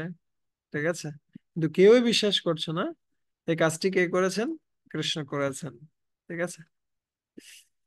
আর এভাবে ভগবান কৃষ্ণ যখন, কত সময় হয়েছেন, 1 বছর হয়েছেন। হুম, ইয়েস ইয়েস। ওটা মনে হয় কত সময়, ওটা 3 মাস হয়েছে। Yes, এখন তৃণাবর্ত যখন আসছে সে সময়টিতে তিনি হাঁটতে পারেন মোটামুটি, হাঁটা শুরু করছেন সম্ভবত। আহ সেই সময়টিতে উত্থান হচ্ছে 3 মাসে, আর তৃণাবর্ত যখন এসেছে তখন yes, 1 বছর বা হুম 1 বছর বয়স। আহ একদিন মা যশোদা তিনি কি করছেন, তিনি যখন আহ কাকে, কৃষ্ণকে কোলে নিয়ে যখন হাঁটছেন সে সময়টিতে আহ মা যশোদা তিনি উপলব্ধি করছেন যে প্রকৃতপক্ষে তার বাচ্চা, যেটি খুব আহ ক্ষীণা, খুব অল্প ওজন, কিন্তু সে অনেক বেশি ওজনের হয়ে গেছে। ঠিক আছে, তিনি তাকে আর কোলে রাখতে পারছেন না। আর কোলে রাখতে না পেরে তিনি কি করলেন, তিনি ভূমিতে রাখলেন। আর যখন ভূমিতে রেখেছেন সাথে সাথে কি হলো, সাথে সাথে একটা ঘূর্ণিবায়ু এসে সেখান থেকে কাকে, কৃষ্ণকে নিয়ে উধাও। আসলে প্রকৃতপক্ষে কৃষ্ণ বুঝতে পারছিলেন যে তৃণাবর্ত আসছে, এবং তৃণাবর্ত যেহেতু আসছে, তৃণাবর্ত এসে মা যশোদারও ক্ষতি করতে পারে। তাই তিনি এত কি হয়ে গেছিলেন, ভারী হয়ে গেছিলেন। ঠিক আছে। এবং সেই সাথে তিনি এও চিন্তা করছিলেন মা যশোদা প্রতিদিন আমাকে কি করে, আমাকে এরকম হয় না, ছোট বাচ্চাদেরকে কেউ ছুঁড়ে মারে তারপর আবার ধরে ফেলে, ঠিক আছে, আকাশে ছুঁড়ে মারে। তো কৃষ্ণ চিন্তা করছে যে আমাকে এই ছোট ছোট ছুঁড়ে মারলে আমি কতটুকু জায়গা দেখতে পারবো, আমি পুরো বৃন্দাবনটা দেখতে চাই, ঠিক আছে, বৃন্দাবনবাসীদের দেখতে চাই, পুরো বৃন্দাবনকে দেখতে চাই। তাই তিনি কি করছেন, তিনি এই বিশেষ সুযোগটা নিয়েছেন, তৃণাবর্ত, ঠিক আছে। এবং তৃণাবর্ত যখন এসেছেন, এর আগে কি হয়েছিলেন, ভগবান সম্পূর্ণরূপে ভারী হয়ে গিয়েছিলেন, কিন্তু যখন তৃণাবর্ত এসেছে তখন তিনি সম্পূর্ণরূপে হালকা হয়ে গেলেন, ঠিক আছে। এবং তিনি হালকা হয়ে তিনি কি করছেন, সুযোগ দিয়েছেন তৃণাবর্তকে সর্বোচ্চ উপরে নিয়ে যাওয়ার জন্য, যাতে করে তিনি সমস্ত বৃন্দাবন দর্শন করতে পারেন। এবং যখন সর্বোচ্চ উপরে উঠে গেছেন, তখন কৃষ্ণের চিন্তা হলো, আরে আমার মা বাবা ওদের কি অবস্থা, আর এদিকে অবস্থা খুব খারাপ। কি খারাপ? আহ ঘূর্ণিঝড়ের কারণে যশোদা মা কিছু দেখতে পাচ্ছিলেন না, কিন্তু যখন ঘূর্ণিঝড়টা কমেছে তখন তিনি দেখতে পাচ্ছেন যে স্থানে কৃষ্ণ ছিল সেই স্থানে কৃষ্ণ নেই। এবং তিনি ঠিক এখানে বর্ণনা করেছে, বৎসহীন গাভীর ন্যায় তিনি কান্না করতে শুরু করেছেন এবং তিনি ভূমিতে পতিত হয়ে কান্না করছেন। আর সমস্ত ব্রজবাসীরা এসে তাদের আহ যশোদা মার সাথে যুক্ত হয়েছেন। এখানে প্রপাত একটা কথা লিখছিলেন, প্রপাত বলছেন যে প্রকৃতপক্ষে ভক্তের আনন্দ কোথায়, যখন সে ভগবানের সাথে মিলিত হয় তখন তার আনন্দ। আর যখনই সে ভগবান থেকে বিচ্ছিন্ন হয় তখন তার দুঃখ শুরু হয়, ঠিক আছে, তার বেদনা শুরু হয়। আর যখন সে অন্য ভক্তকে দেখে যে সে কষ্ট আছে কৃষ্ণের সঙ্গ ছাড়া, তখন সেও কষ্ট পায়, যেটা আমরা দেখতে পাচ্ছি এখানে। কার ক্ষেত্রে? যশোদা মা কান্না করছে আর সমস্ত ব্রজবাসীরা কান্না করছে, ঠিক আছে, কৃষ্ণ কোথায়, কৃষ্ণ কোথায়, কৃষ্ণ কোথায়, ঠিক আছে। আমাদেরও আনন্দ এবং আমাদেরও দুঃখ যেন কাকে কেন্দ্র করে হয়, কৃষ্ণকে কেন্দ্র করে হয়। ঠিক যেমনি শিব ঠাকুর বলছিলেন, যে দিনটাতে মেঘ গর্জন করে, প্রচুর বৃষ্টিপাত হয়, প্রচুর বজ্রপাত হয় এবং ভূমিকম্প হয়, সেই দিনটাকে আমি দুর্দিন বলে মনে করি না। কিন্তু যে দিনটাতে কৃষ্ণ কথা হয় না, কৃষ্ণ বিষয়ক আলোচনা হয় না, সেদিনটাকে আমি দুর্দিন বলে মনে করি, ঠিক আছে। তা আমাদেরও সুদিন এবং দুর্দিনের যে ব্যাখ্যাটা সেটা যেন এভাবে হয়, ঠিক আছে। যেদিন আমি কৃষ্ণ কথা অধ্যয়ন করতে পারছি না, কৃষ্ণ কথা শ্রবণ করতে পারছি না, কৃষ্ণ নাম করতে পারছি না, সেটাই হচ্ছে আমার দুর্দিন। আর সুদিন কি? যখন আমরা একসাথে মিলে আমরা কৃষ্ণ কথা আলোচনা করি, কৃষ্ণ বিগ্রহ দর্শন করি, সেটা হচ্ছে সুদিন। আর যশোদা মা কান্না করছেন, আর এই কান্নাটা উপলব্ধি করছে কে? কৃষ্ণ। যে আমার মা বাবা অবশ্যই খুব খারাপ পরিস্থিতি রয়েছে। তাই তিনি আবার কি করলেন, তিনি আবার ওজনটা বাড়িয়ে দিয়েছেন, ঠিক আছে। প্রভুপাদ তাৎপর্য লিখছিলেন যে সেই তৃণাবর্ত হচ্ছে কে, তৃণাবর্ত তার যৌগিক যে শক্তি সেটা দেখাচ্ছিলেন, কিন্তু কার কাছে দেখাচ্ছিলেন? যোগেশ্বরের কাছে, ঠিক আছে। তো যোগেশ্বরের কাছে যৌগিক শক্তি দেখিয়ে তো লাভ নেই, ঠিক আছে, মাস্টারের উপর মাস্টারি করা যাবে না। তো সেই জন্য কি হলো, ভগবান কৃষ্ণ তার ওজনটা বাড়িয়ে দিয়েছেন, আর সেই ওজনটা আর কে তৃণাবর্ত সহ্য করতে পারছে না। আর অন্যদিকে একটা ছোট বাচ্চা শিশু যেমনি কি করে আহ মা বাবা অথবা আত্মীয় স্বজন স্বজনদের যে গলা সেটাকে চেপে ধরে পড়ে যাওয়ার ভয়ে, ঠিক একইভাবে কৃষ্ণ কি করছে, তৃণাবর্তের গলাটা এমন ভাবে চেপে ধরেছে, ওটা আর ছাড়তে পারছে না। তৃণাবর্ত অনেক চেষ্টা করছে ছাড়ানোর জন্য, কিন্তু ছাড়াতে পারছে না কোনো রকমে, ঠিক আছে। এবং এর ফলে কি হলো, একদম সর্বোচ্চ স্তর থেকে সে এমন ভাবে পতিত হয়েছে যে আহ পড়ার সময়ে সে সম্পূর্ণরূপে মারা গেছে। এর আগের ক্ষেত্রে আমরা দেখলাম পুতনা যখন বদ্ধ ছিল সে সময়টিতে সে বিশাল শব্দ করেছে, কিন্তু এক্ষেত্রে ভগবান কৃষ্ণ কোনো সুযোগ দেয়নি শব্দ করার জন্য, সাইলেন্ট কিলার, ঠিক আছে, আকাশের মধ্যে মেরে দিয়েছে।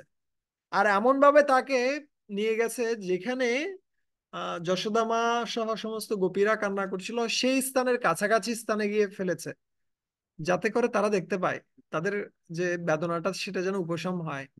এবং এমন ভাবে ফেলেছে যে গৌশালার পাশেই একটা কি ছিল, বড় বড় একটা পাথর ছিল, সেই পাথরের উপর নিয়ে তাকে ফেলেছে, যাতে করে তার দেহটা সম্পূর্ণরূপে নষ্ট হয়ে যায় এবং মা বাবাও দেখতে পায় যে আমার বাচ্চাটা আছে এখানে কাছাকাছি, কান্নার কোনো বিষয় নেই, ঠিক আছে।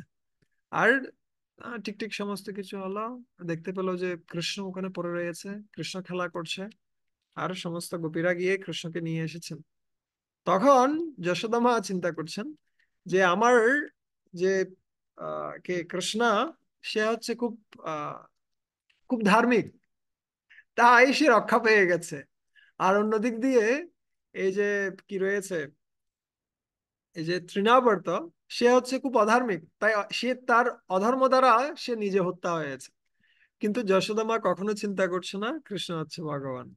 ঠিক আছে, এ হচ্ছে বৃন্দাবন ধাম।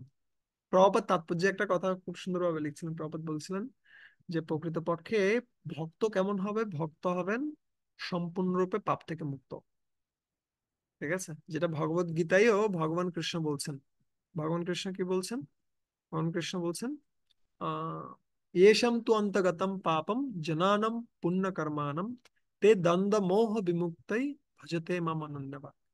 কে আমার ভজনা করে, কে আমার ভক্ত, ফার্স্ট কথা, প্রথম সত্য, येषां तु অন্তগতম পাপম, যে সমস্ত পাপ থেকে মুক্ত। ঠিক আছে, আমরা যদি আমরা আহ, নিজেকে ভক্ত বলে দাবি করতে চাই, প্রথম কন্ডিশন হচ্ছে আমাদের অবশ্যই সমস্ত পাপ কর্ম থেকে যেন আমরা মুক্ত থাকি। ঠিক আছে, সো এখানেও আহ যশোদা মা তিনি বিষ্ণুর শরণ গ্রহণ করছিলেন যে আমার বাচ্চাটিকে রক্ষা করুক। ঠিক আছে, এভাবে কৃষ্ণ আস্তে আস্তে বড় হচ্ছেন এবং একটা পর্যায়ে গিয়ে কৃষ্ণ কি করছেন, আহ পাড়া প্রতিবেশী যারা রয়েছে তাদের ঘরে গিয়ে চুরি করতে শুরু করেছেন। ঠিক আছে, নেমিং সেরেমনি হচ্ছে, সেটাতে আমরা যাব। আচ্ছা, ওকে, এটা একটু করে বর্ণনা করে তারপর আমরা ওটাতে যাই। আমার ওটা খুব ভালো লাগছিল, বিশেষ করে গোপীরা যে কৃষ্ণের কাছে কি করছিলেন, কৃষ্ণের বিষয়ে কমপ্লেইন করছিলেন। তার পূর্বে কি ঘটনা ঘটছে, আহ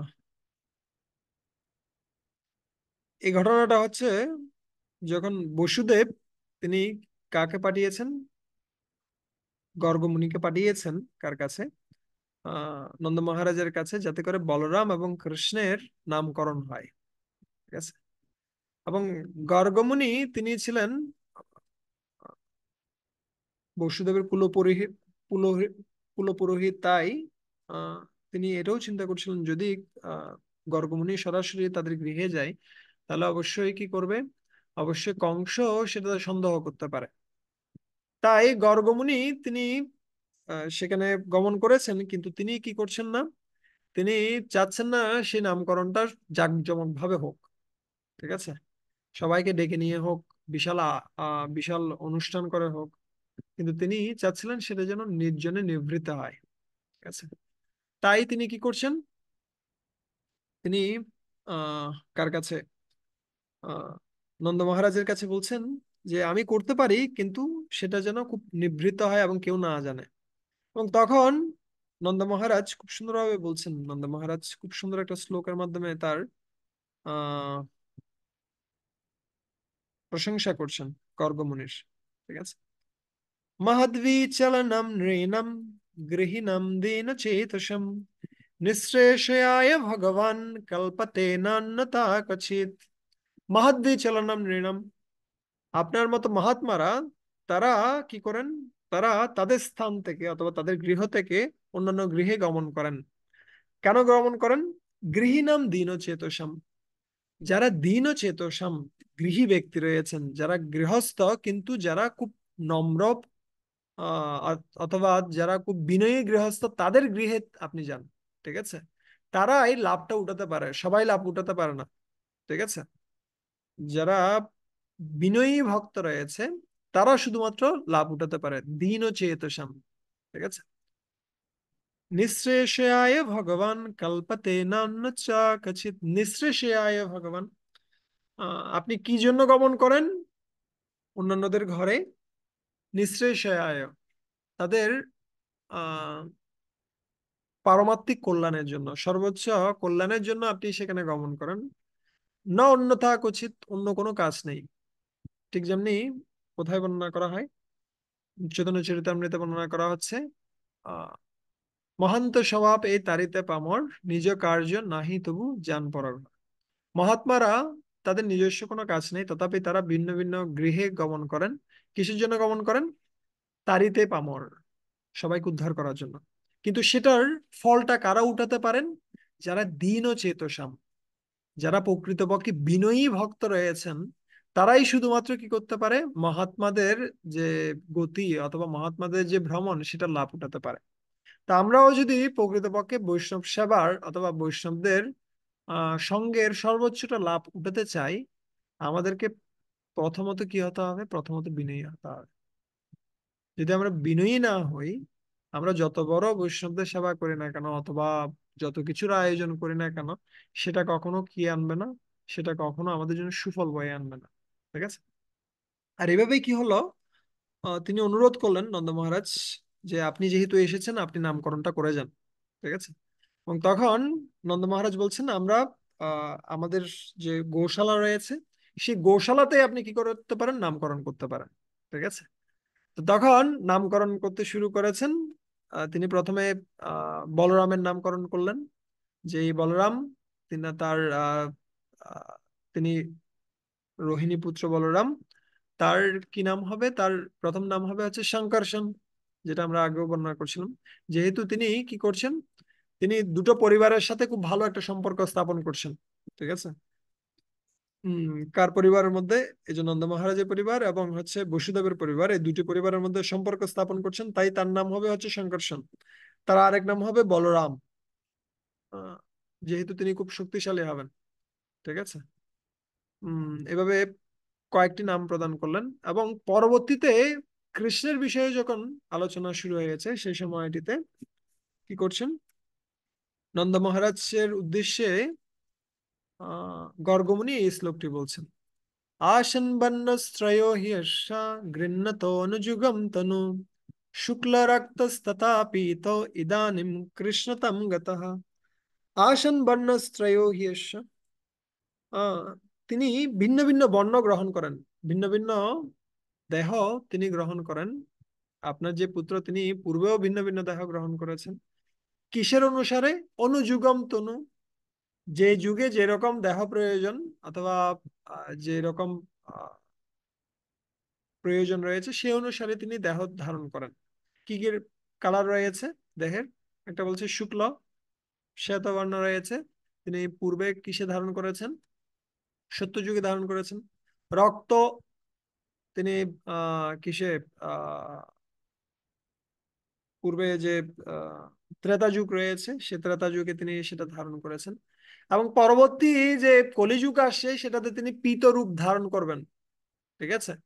তথা পীত, আচার্যরা ব্যাখ্যা করছেন এটা হচ্ছে পরবর্তীতে যে কলিযুগ আসবেন সে কলিযুগে তিনি কি ধারণ করবেন। তিনি বিশেষত এই যে শ্রী চৈতন্য মহাপ্রভু রূপে আবির্ভূত হবেন। এবং যেটা হচ্ছে উম, এই কলিযুগের যুগ অবতার অথবা কি বলা যেতে পারে, শ্রী চৈতন্য মহাপ্রভু তিনি তপ্তকাঞ্চন বর্ণ ধারণ করে এই জগতে আসবেন। সেটার সেটার একটা ভবিষ্যৎবাণীও এখানে বর্ণনা করছেন। এবং ইদানিং কৃষ্ণতম গতঃ, ইদানিং বর্তমানে তিনি কি রূপ ধারণ করে এসেছেন? তিনি এই যে কৃষ্ণ রূপ ধারণ করে, আহ কৃষ্ণ বর্ণ ধারণ করে তিনি এখানে অবতীর্ণ হয়েছেন। ঠিক আছে? এবং এই পুত্র কি করতে পারে? এই পুত্র তোমাদের যত সমস্ত কি রয়েছে, যত সমস্ত দুঃখ দুর্দশা রয়েছে সেগুলো থেকে সম্পূর্ণরূপে মুক্ত করবেন। এবং তিনি বিষ্ণু স্বয়ং। ঠিক আছে? যদিও তিনি বিষ্ণুরও উৎস, সমস্ত প্রকার বিষ্ণুদের উৎস হচ্ছে কৃষ্ণ, তথাপি এখানে নন্দ মহারাজকে কি করার জন্য, সতর্ক করার জন্য অথবা নন্দ মহারাজকে জানানোর জন্যই, সতর্ক করা নয় জানানোর জন্য তিনি বলছেন যে এই পুত্রের খুব ভালোভাবে তোমরা সেবা করো, কেননা ইনি হচ্ছেন বিষ্ণু স্বয়ং। এবং এই ওনার সেবা করার মাধ্যমে কি প্রাপ্ত হতে পারবে, তোমরা সমস্ত দুঃখ দুর্দশা থেকে মুক্ত হতে পারবে। ঠিক আছে? তো এইভাবে বলে নামকরণ করে তিনি চলে গেলেন। কে? গর্গমুনি চলে গেলেন। তারপরে কি ঘটলো, এই ঘটনাটা খুব সুন্দর। ঠিক আছে? এরপরে কৃষ্ণ আস্তে আস্তে বড় হচ্ছে আর এর মধ্যে তিনি ভিন্ন ভিন্ন ঘরে গিয়ে চুরি করা শুরু করেছেন। দধি মাখন সমস্ত কিছু চুরি করতে শুরু করেছেন। ঠিক আছে?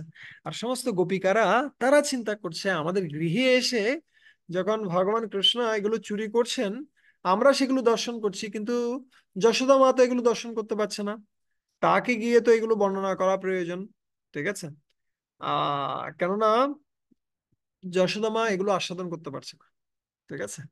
তাই এই সমস্ত গোপীরা তারা কি বলছেন, যে যশোদা মা, তুমি দেখো তোমার পাশে এই কৃষ্ণ খুব একজন একজন ভদ্রলোকের মতো কি করে আছে, দাঁড়িয়ে আছে, কিন্তু এ কিন্তু আসলে ভদ্রলোক নয়, ঠিক আছে। ও আমাদের গৃহে গিয়ে সমস্ত দধি মাখন সমস্ত কিছু চুরি করে, ঠিক আছে।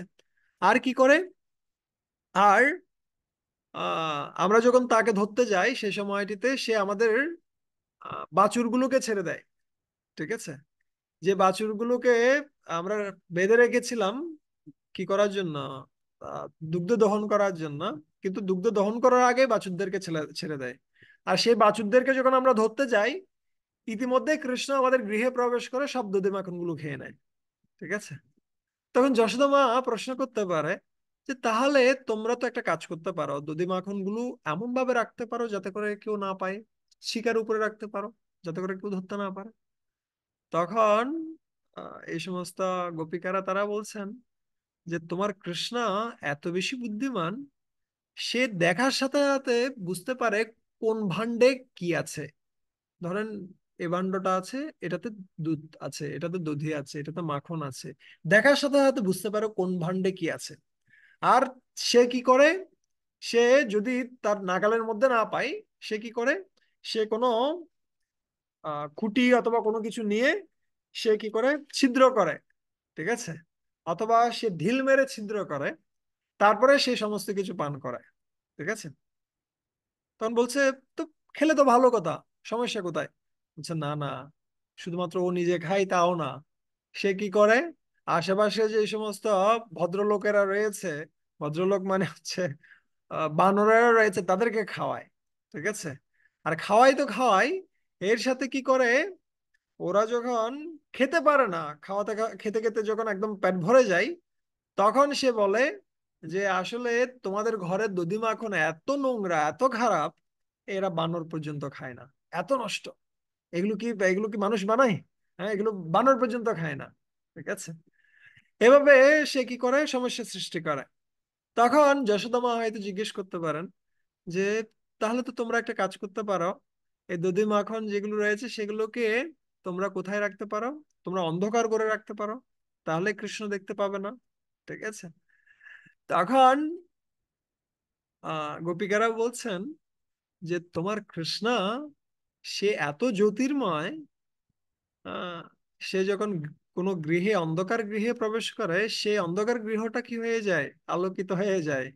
এবং সেই সাথে তার ঘরে তার দেহে যে সমস্ত কি রয়েছে, আহ অলংকার গুলো রয়েছে, সেগুলো কি হয়, তার যে উজ্জ্বলতা রয়েছে সেটাকে আরো বাড়িয়ে দেয়। এবং সে রত্ন মণিমাণিক্য যা আছে সেগুলোর সাহায্য নিয়ে অন্ধকার ঘরের মধ্যেও সে কি করে, সে চুরি করে, ঠিক আছে।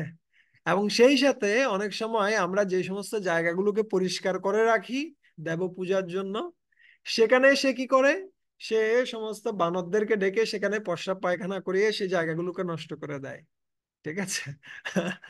তো আহ, এবং যদি কখনো কোনো গৃহে কোনো কোনো খাদ্যদ্রব্য না থাকে, কোনো কি না থাকে, কোনো দুধি মাখন না থাকে, তাহলে সে বলে, কি বলে, যে কালকে আমি আসব, কি নিয়ে আসব, আমি জ্বলন্ত কয়লা নিয়ে আসব, আর সেই জ্বলন্ত কয়লা দিয়ে আমি তোমাদের ঘরটাকে পুরোটা পুরাবো, ঠিক আছে, সেই সাথে তোমাদের ঘরে যারা আছে সবাইকে আমি পুড়িয়ে মারবো, ঠিক আছে। আহ এবং এভাবে যখন কিছুই পায় না, এভাবে গালি দিয়ে চলে যাওয়ার সময় কৃষ্ণ কি করে, কৃষ্ণ সেই ঘরে যদি কোনো বাচ্চা ঘুমিয়ে থাকে সেই বাচ্চাকে চিমটি মেরে বের হয়ে যায় এবং বাচ্চাটা কান্না করতে শুরু করে, ঠিক আছে। এটা হচ্ছে কৃষ্ণের পরিস্থিতি। আর আর যদি কোনো ক্রমে আমরা তোমার কৃষ্ণকে ধরতে পারি, সেই সময়টিতে আমরা তাকে কি করার আগে, শায়েস্তা করার আগেই সে আমাদেরকে শায়েস্তা করতে শুরু করে। সে বলতে শুরু করে আমি চোর না, তোমরা হচ্ছে চোর, আমি হচ্ছি গৃহকর্তা, ঠিক আছে, তোমরা হচ্ছে চোর সকলে, ঠিক আছে। তোমরা তোমরা আমাকে না দিয়ে কি করছো, সমস্ত কিছু কাজ, ঠিক আছে। সেভাবে যশোদা মার কাছে সমস্ত কিছু নিবেদন করে। আর কৃষ্ণ খুব মাথা নিচু হয়ে রয়েছেন। আর যশোদা মা এগুলো শুনে অনেক বেশি আনন্দ পাচ্ছে। ঠিক আছে, যতটুকু আনন্দ কারা পেয়েছে, গোপিকারা পেয়েছে, তার থেকে বেশি আনন্দ কে পেয়েছে? যশোদা মা পেয়েছে। ঠিক আছে। যশোদা মা কৃষ্ণের মুখ দর্শন করে কৃষ্ণকে আর কি করতে পারছেন না, কৃষ্ণকে আর ভর্ৎসনা করতে পারছেন না। আর এদিকে কি হলো, একদিন এভাবে কৃষ্ণ একদিন কি করেছেন, নিজে মাটি খেয়ে নিয়েছেন। আর যখন মাটি খেয়ে নিয়েছেন সে সময়টিতে কৃষ্ণ, যে সমস্ত সখারা ছিলেন বলরাম সহ, তারা সবাই এসেছেন যশোদা মার কাছে। যশোদা মায়া, যশোদা মায়া, তোমার ছেলে কৃষ্ণ, সে কি করেছে, সে মাটি খেয়েছে। ঠিক আছে, সে মাটি খেয়েছে। তখন এই ঘটনাটা ঘটছিল কোথায়? ব্রহ্মাণ্ড ঘাটে। এতদিন ধরে মা যশোদার কোনো সমস্যা ছিল না। কেন? মা যশোদা চিন্তা করছিল দুধে মাখন খাচ্ছে, সমস্যা কি? কিন্তু এখন তার বড় চিন্তা। কেন? এই যদি মাটি খাই তাহলে তো অসুস্থ হয়ে যাবে। ঠিক আছে, এখন কৃষ্ণকে বলছে তুমি কেন কি করেছো, মাটি খেয়েছো। ঠিক আছে। তখন কৃষ্ণ বলছে না, আমি তো মাটি মাটি খাইনি মা। তখন মা যশোদা বলছে আহ, তাহলে ওরা কি মিথ্যা বলছে? তখন কৃষ্ণ বলছে হ্যাঁ মা, সবাই আমার আমার কি করার জন্য, আমাকে পিঠা খাওয়ানোর জন্য এরা সকলে মিথ্যা কথা বলছে। ঠিক আছে। তখন মা যশোদা বলছে বলরামও মিথ্যা কথা বলছে। বলরামের কথা বলার পরে কৃষ্ণ আর কিছু বলতে পারছে না। ঠিক আছে, কেন বলরাম তো কি করবে না, মিথ্যা বলবে না। তখন কৃষ্ণ এটাকে ঘুরিয়ে দিয়েছেন। কৃষ্ণ বলছেন যদি যদি ওদের কথা সত্য হয় তাহলে তুমি আমার মুখে দেখতে পারো। আমি যদি মাটি খেয়ে থাকি তাহলে আমার মুখে দেখতে পারো, সমস্যা কি? ঠিক আছে। তখন আহ এখানেই আচার্যরা খুব সুন্দরভাবে একটা কথা বলছেন, যে এই যে কৃষ্ণ মিথ্যা বলছেন সেটা আসলে কি নয়, সেটা কৃষ্ণের দূষণ নয়, অথবা তার কোনো খারাপ দোষ নয়, সেটা হচ্ছে ভূষণ, অলংকার। ঠিক আছে, কৃষ্ণের কাছে সবকিছুই ঠিক, কৃষ্ণের মধ্যে কোনো খারাপ বিষয় নেই। যদি তিনি খারাপ কিছু করেন সেটাও ভালো। ঠিক আছে, কেন? তিনি পরম সত্তা। তো তিনি এভাবে কি করছেন, তো এখানে আরো কিছু কারণ হতে পারে। হয়তো কৃষ্ণ নিজে কি করে করেননি, মাটি খাননি, কিন্তু মাটি খাওয়ার অভিনয় করেছেন, যাতে করে তিনি মা থেকে কিছু ভৎসনা পেতে পারেন, অথবা মার কিছু তিরস্কার পান। অথবা মাটি খেলেও মাটি ইতিমধ্যে গিলে ফেলেছেন, যার কারণে তিনি কনফিডেন্ট। যখন মুখের ভিতরে মাটিটা আছে তখন কিন্তু কনফিডেন্ট না,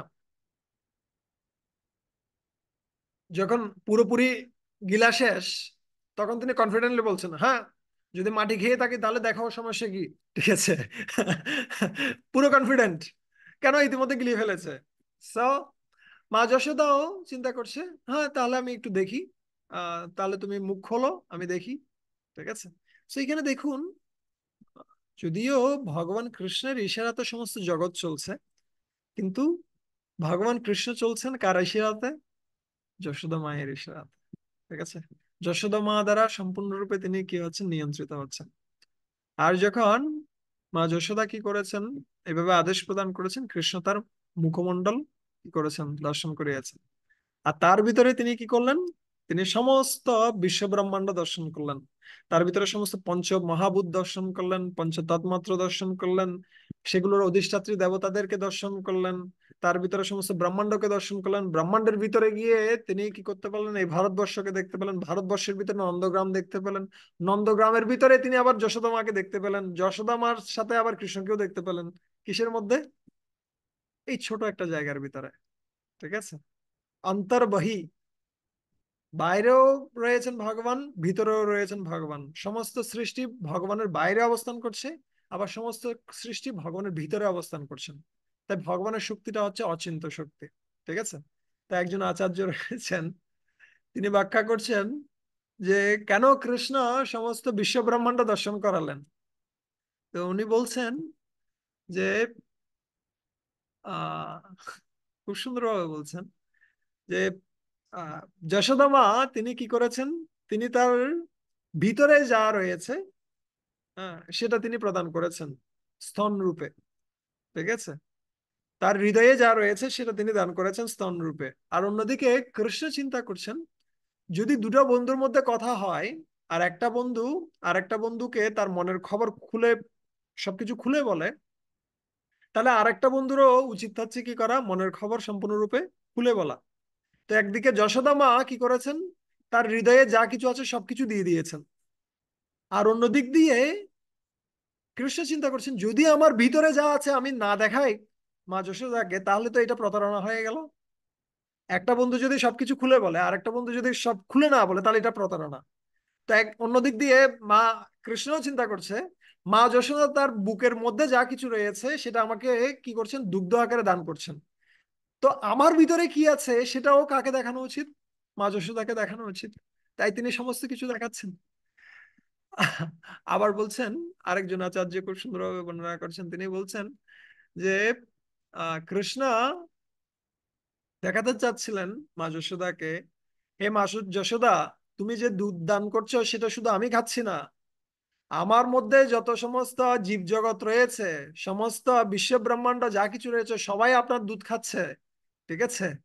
সেই জন্য তিনি কি করছিলেন, তিনি মুখমণ্ডলের মধ্যে সমগ্র বিশ্ব ব্রহ্মাণ্ড দর্শন করাচ্ছিলেন যে তোমার এই দুধ দিয়ে শুধুমাত্র আমি পরিপুষ্ট হচ্ছি না, সমস্ত বিশ্ব ব্রহ্মাণ্ড পরিপুষ্ট হচ্ছে।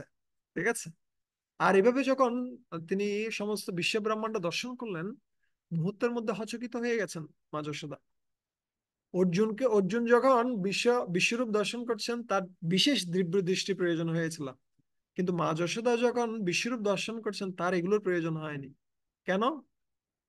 তাকে কৃষ্ণ এমনিতে দেখাতে চাচ্ছেন। অথবা তিনি অর্জুনের থেকেও অনেক উন্নত স্তরের ভক্ত, এবং তিনি বাৎসল্য রসে যেহেতু রয়েছেন, সূক্ষ্ম রসের থেকেও অনেক উন্নত হচ্ছে বাৎসল্য রস। এবং এই রূপ দর্শন করে মুহূর্তের মধ্যে তিনি কি হয়ে গেছেন, হচকিত হয়ে গেছেন। তিনি চিন্তা করছেন, আসলে আমি কি কোনো কি দর্শন করলাম, আমি কি কোনো আহ কোনো ভ্রম অথবা কোনো কি স্বপ্ন দেখলাম? তখন মা যশোদা চিন্তা করছে, না, আমি তো কি আছি, জেগে আছি। আবার চিন্তা করছে, কোনো দেবতারা আমাকে কোনো ম্যাজিক দেখালো কিনা। সে দেবতারা আবার আমাকে দেখাতে যাবে কেন, আমার মতো সাধারণ ব্যক্তিকে কে দেবতাদের সাথে আমার কাজ কি। ঠিক আছে। তারপরে চিন্তা করছে, মনে হয় এই বাচ্চাটার একটা বিশেষ শক্তি রয়েছে, তার কারণে মনে হয় এই সমস্ত কিছু করতে পারছে। যেমনটা গর্গমুনি বলেছিলেন, এর বিষ্ণুর মতো শক্তি রয়েছে, সম্ভবত এর এই শক্তিটা ও প্রদর্শন করিয়েছে। ঠিক আছে।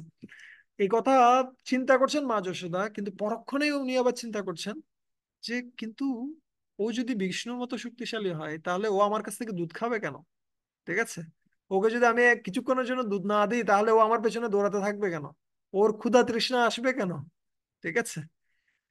তো মা যশোদাকে কি করছে, মা যশোদা ঐশ্বর্য দর্শন করছেন, কিন্তু পরক্ষণেই তিনি আবার কি হচ্ছেন, তিনি তার বাৎসল্য রসের দ্বারা সম্পূর্ণরূপে আকৃষ্ট হয়ে যাচ্ছেন। এটা হচ্ছে মা যশোদার সর্বোচ্চ স্থান, যেটা দেবকীরও নেই। দেবকী মাতা আর গর্ভে কৃষ্ণ জন্মগ্রহণ করেছেন, কিন্তু দেবকী মাতা কৃষ্ণকে দুধ প্রদান করতে পারেননি। কিন্তু যশোদা মার কাছ থেকে কৃষ্ণ কেড়ে কেড়ে কি করছেন, দুধ পান করছেন। ঠিক আছে।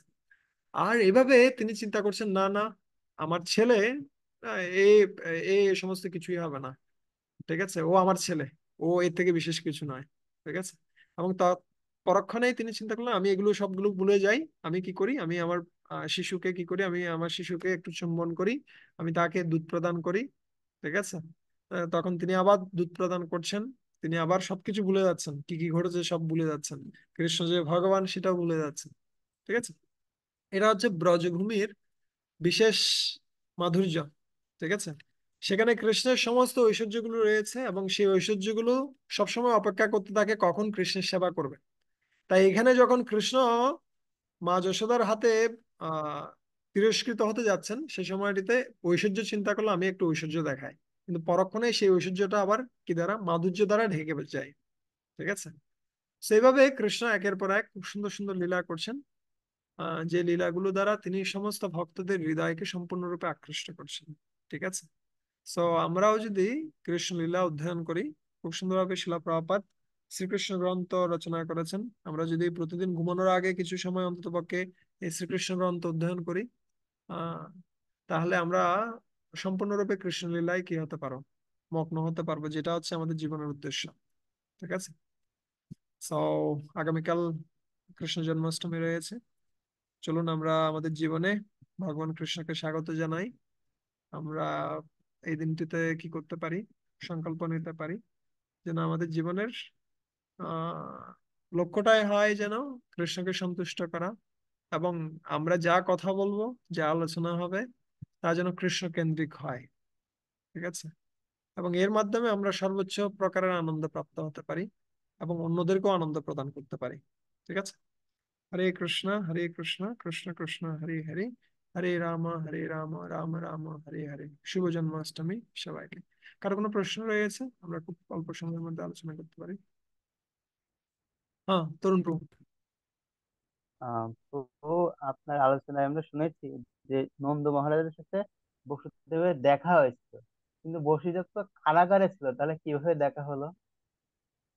বসুদেব কারাগারে ছিলেন হচ্ছে কিসের আগে, মানে কৃষ্ণ জন্ম হওয়ার আগে। ঠিক আছে? যখন কৃষ্ণ জন্ম হয় সেই সময়টিতে আহ, কংস তার ভুল বুঝতে পারে এবং কংস কাকে ছেড়ে দেন, নন্দ মহারাজ এবং কাকে ছেড়ে দেন। ঠিক আছে? যদিও তারা নিবিড় আচ্ছা। পর্যবেক্ষণের মধ্যে ছিল, তথাপি কি করতে পেরেছিল। আবার অন্যদিকে দেখেন কে নন্দ মহারাজ, তিনি কংসের আহ কোথায়, কংসের যে দরবার রয়েছে সেখানে গিয়েছেন ট্যাক্স দেওয়ার জন্য। তো সেই ক্ষেত্রেও কি হচ্ছে, নন্দ মহারাজের সাথে কার দেখা হচ্ছে, আহ বসুদেবের দেখা হচ্ছে। ঠিক আছে? উভয় ক্ষেত্রেই দেখা হওয়ার সম্ভাবনা রয়েছে।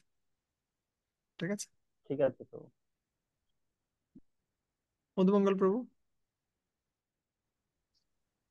হরে কৃষ্ণ, ধন্যবাদ প্রণাম প্রভু। হরে কৃষ্ণ। ধন্যবাদ, প্রণাম প্রভু। অনেক অনেক ধন্যবাদ। অনেক ভালো লাগছে। কালকে জন্মাষ্টমী, তো আজকে ভগবানের লীলা মহিমা শুনতে পাচ্ছি। তো প্রভু, আমার আহ, একটা প্রশ্ন আছে। আর হচ্ছে যে আমি একটু অ্যাড করতে পারবো, হ্যাঁ হ্যাঁ, বলতে যদি আপনি পারবেন। অনুমতি ইয়েস দেন? ইয়েস, অবশ্যই। সেটা হচ্ছে, আচ্ছা তাহলে আমি আগে এই অ্যাডটা করি, তারপর হচ্ছে যে আমি প্রশ্নটা করব। Yes yes. সেটা হচ্ছে যে শকটাসুর অসুর যে লীলাটা, সেই ক্ষেত্রে আমি যেটা মানে আমি একটু শুনেছিলাম, তাই আমার এখানে যেহেতু আজকে ভক্ত সমাজ, তা আমার বলতে খুব ইচ্ছে করছে। তো সেটা হচ্ছে যে ওই যে শকট যেটার নিচে ভগবান ছিল, তা আসলে শকটাসুর অসুরের নাম, কিন্তু সেটা শকটাসুর নয়। এটা একটা লীলা আছে, সেটা হচ্ছে যে আমাদের লোমশ মুনি, যার এক কল্পে একটা লোম খসে পড়ে। তো ওই লোমশ মুনিকে একবার নারদ মুনি রিকোয়েস্ট করেছিল যে, আচ্ছা, আপনার তো কোনো ঠিকানা খুঁজে পাই না, আপনি দয়া করে একটা আহ, আশ্রম যদি বানান, তাহলে আমি আপনার সাথে দেখা করতে আমার একটু সুবিধা হবে। তো লোমশ মুনি বলছে, দেখো, আমার তো যে কোনো মুহূর্তে মরে যেতে পারি, এগুলো বানাই কি হবে? ঠিক আছে, তুমি যেহেতু বলছো, তা আপনি যেহেতু বলছেন, তাহলে আমি একটা বানাই। তো উনি কি করলে, একটা আশ্রম বানিয়েছে। তো ওই আশ্রমে চারিদিকে অনেক গাছপালা, মাঝখানে আশ্রমটা খুব সুন্দর, এবং ওই অবস্থায় তিনি ভজন সাধন করছেন। একদিন ঘটনাক্রমে কি হলো, হিরণ্যাক্ষের পুত্র উৎকোচ, ওনার বিশাল এক দেহ, বিশাল। তো শাস্ত্রে ওইটার ওজনও দেওয়া আছে, ওজনটা আমি এই মুহূর্তে ভুলে গেছি। ওনার এই শরীরের ওজন কত, বিশাল দেহ। তো ওনার একদিন হঠাৎ করে পিঠে চুলকানি উঠছে, পিঠে পিঠে চুলকাচ্ছে। তা এখন উনি চিন্তা করছে কি, এই মানে তা আমাদের চুলকানি উঠলে আমরা চুলকাই না? তা এখন ওনার তো বিশাল দেহ, তো উনি চুলকাতে পারছে না। তখন উনি কি করছে, ঘুরতে ঘুরতে ঘুরতে ঘুরতে আসি, দেখলো যে ওই লোমশমণির আশ্রমে দেখলো অনেক গাছপালা আছে। তো উনি কি করলেন, ওই গাছের মধ্যে গিয়ে পিঠটাকে চুলকাচ্ছে। তো উনার দেহ তো হচ্ছে গাছের থেকে অনেক বেশি বড়। তো এরকম গাছের সাথে পিঠ চুলকাতে গিয়ে সব গাছগুলো ভেঙে যাচ্ছে, এরকম মানে একদম দুমড়ে মুচড়ে যাচ্ছে, একটা পর্যায়ে সমস্ত গাছগুলো ভেঙে গেছে। তখন হঠাৎ করে এই এই লোমশ মুনির ধ্যান ভঙ্গ হয়ে গেল। উনি তখন তপস্যা করছিলেন। তো ধ্যান ভঙ্গ হয়ে তখন উনি দেখলেন যে কি, এই উৎকোচ এসে ওনার পুরো আশ্রমটাকে তছনছ করে দিয়েছেন। তো তখনই লোমশ মুনি কি করলেন, তে বললো যে কি, তোমার এত বড় শরীর, তাই এটা নিয়ে তোমার অনেক অহংকার, তাই না?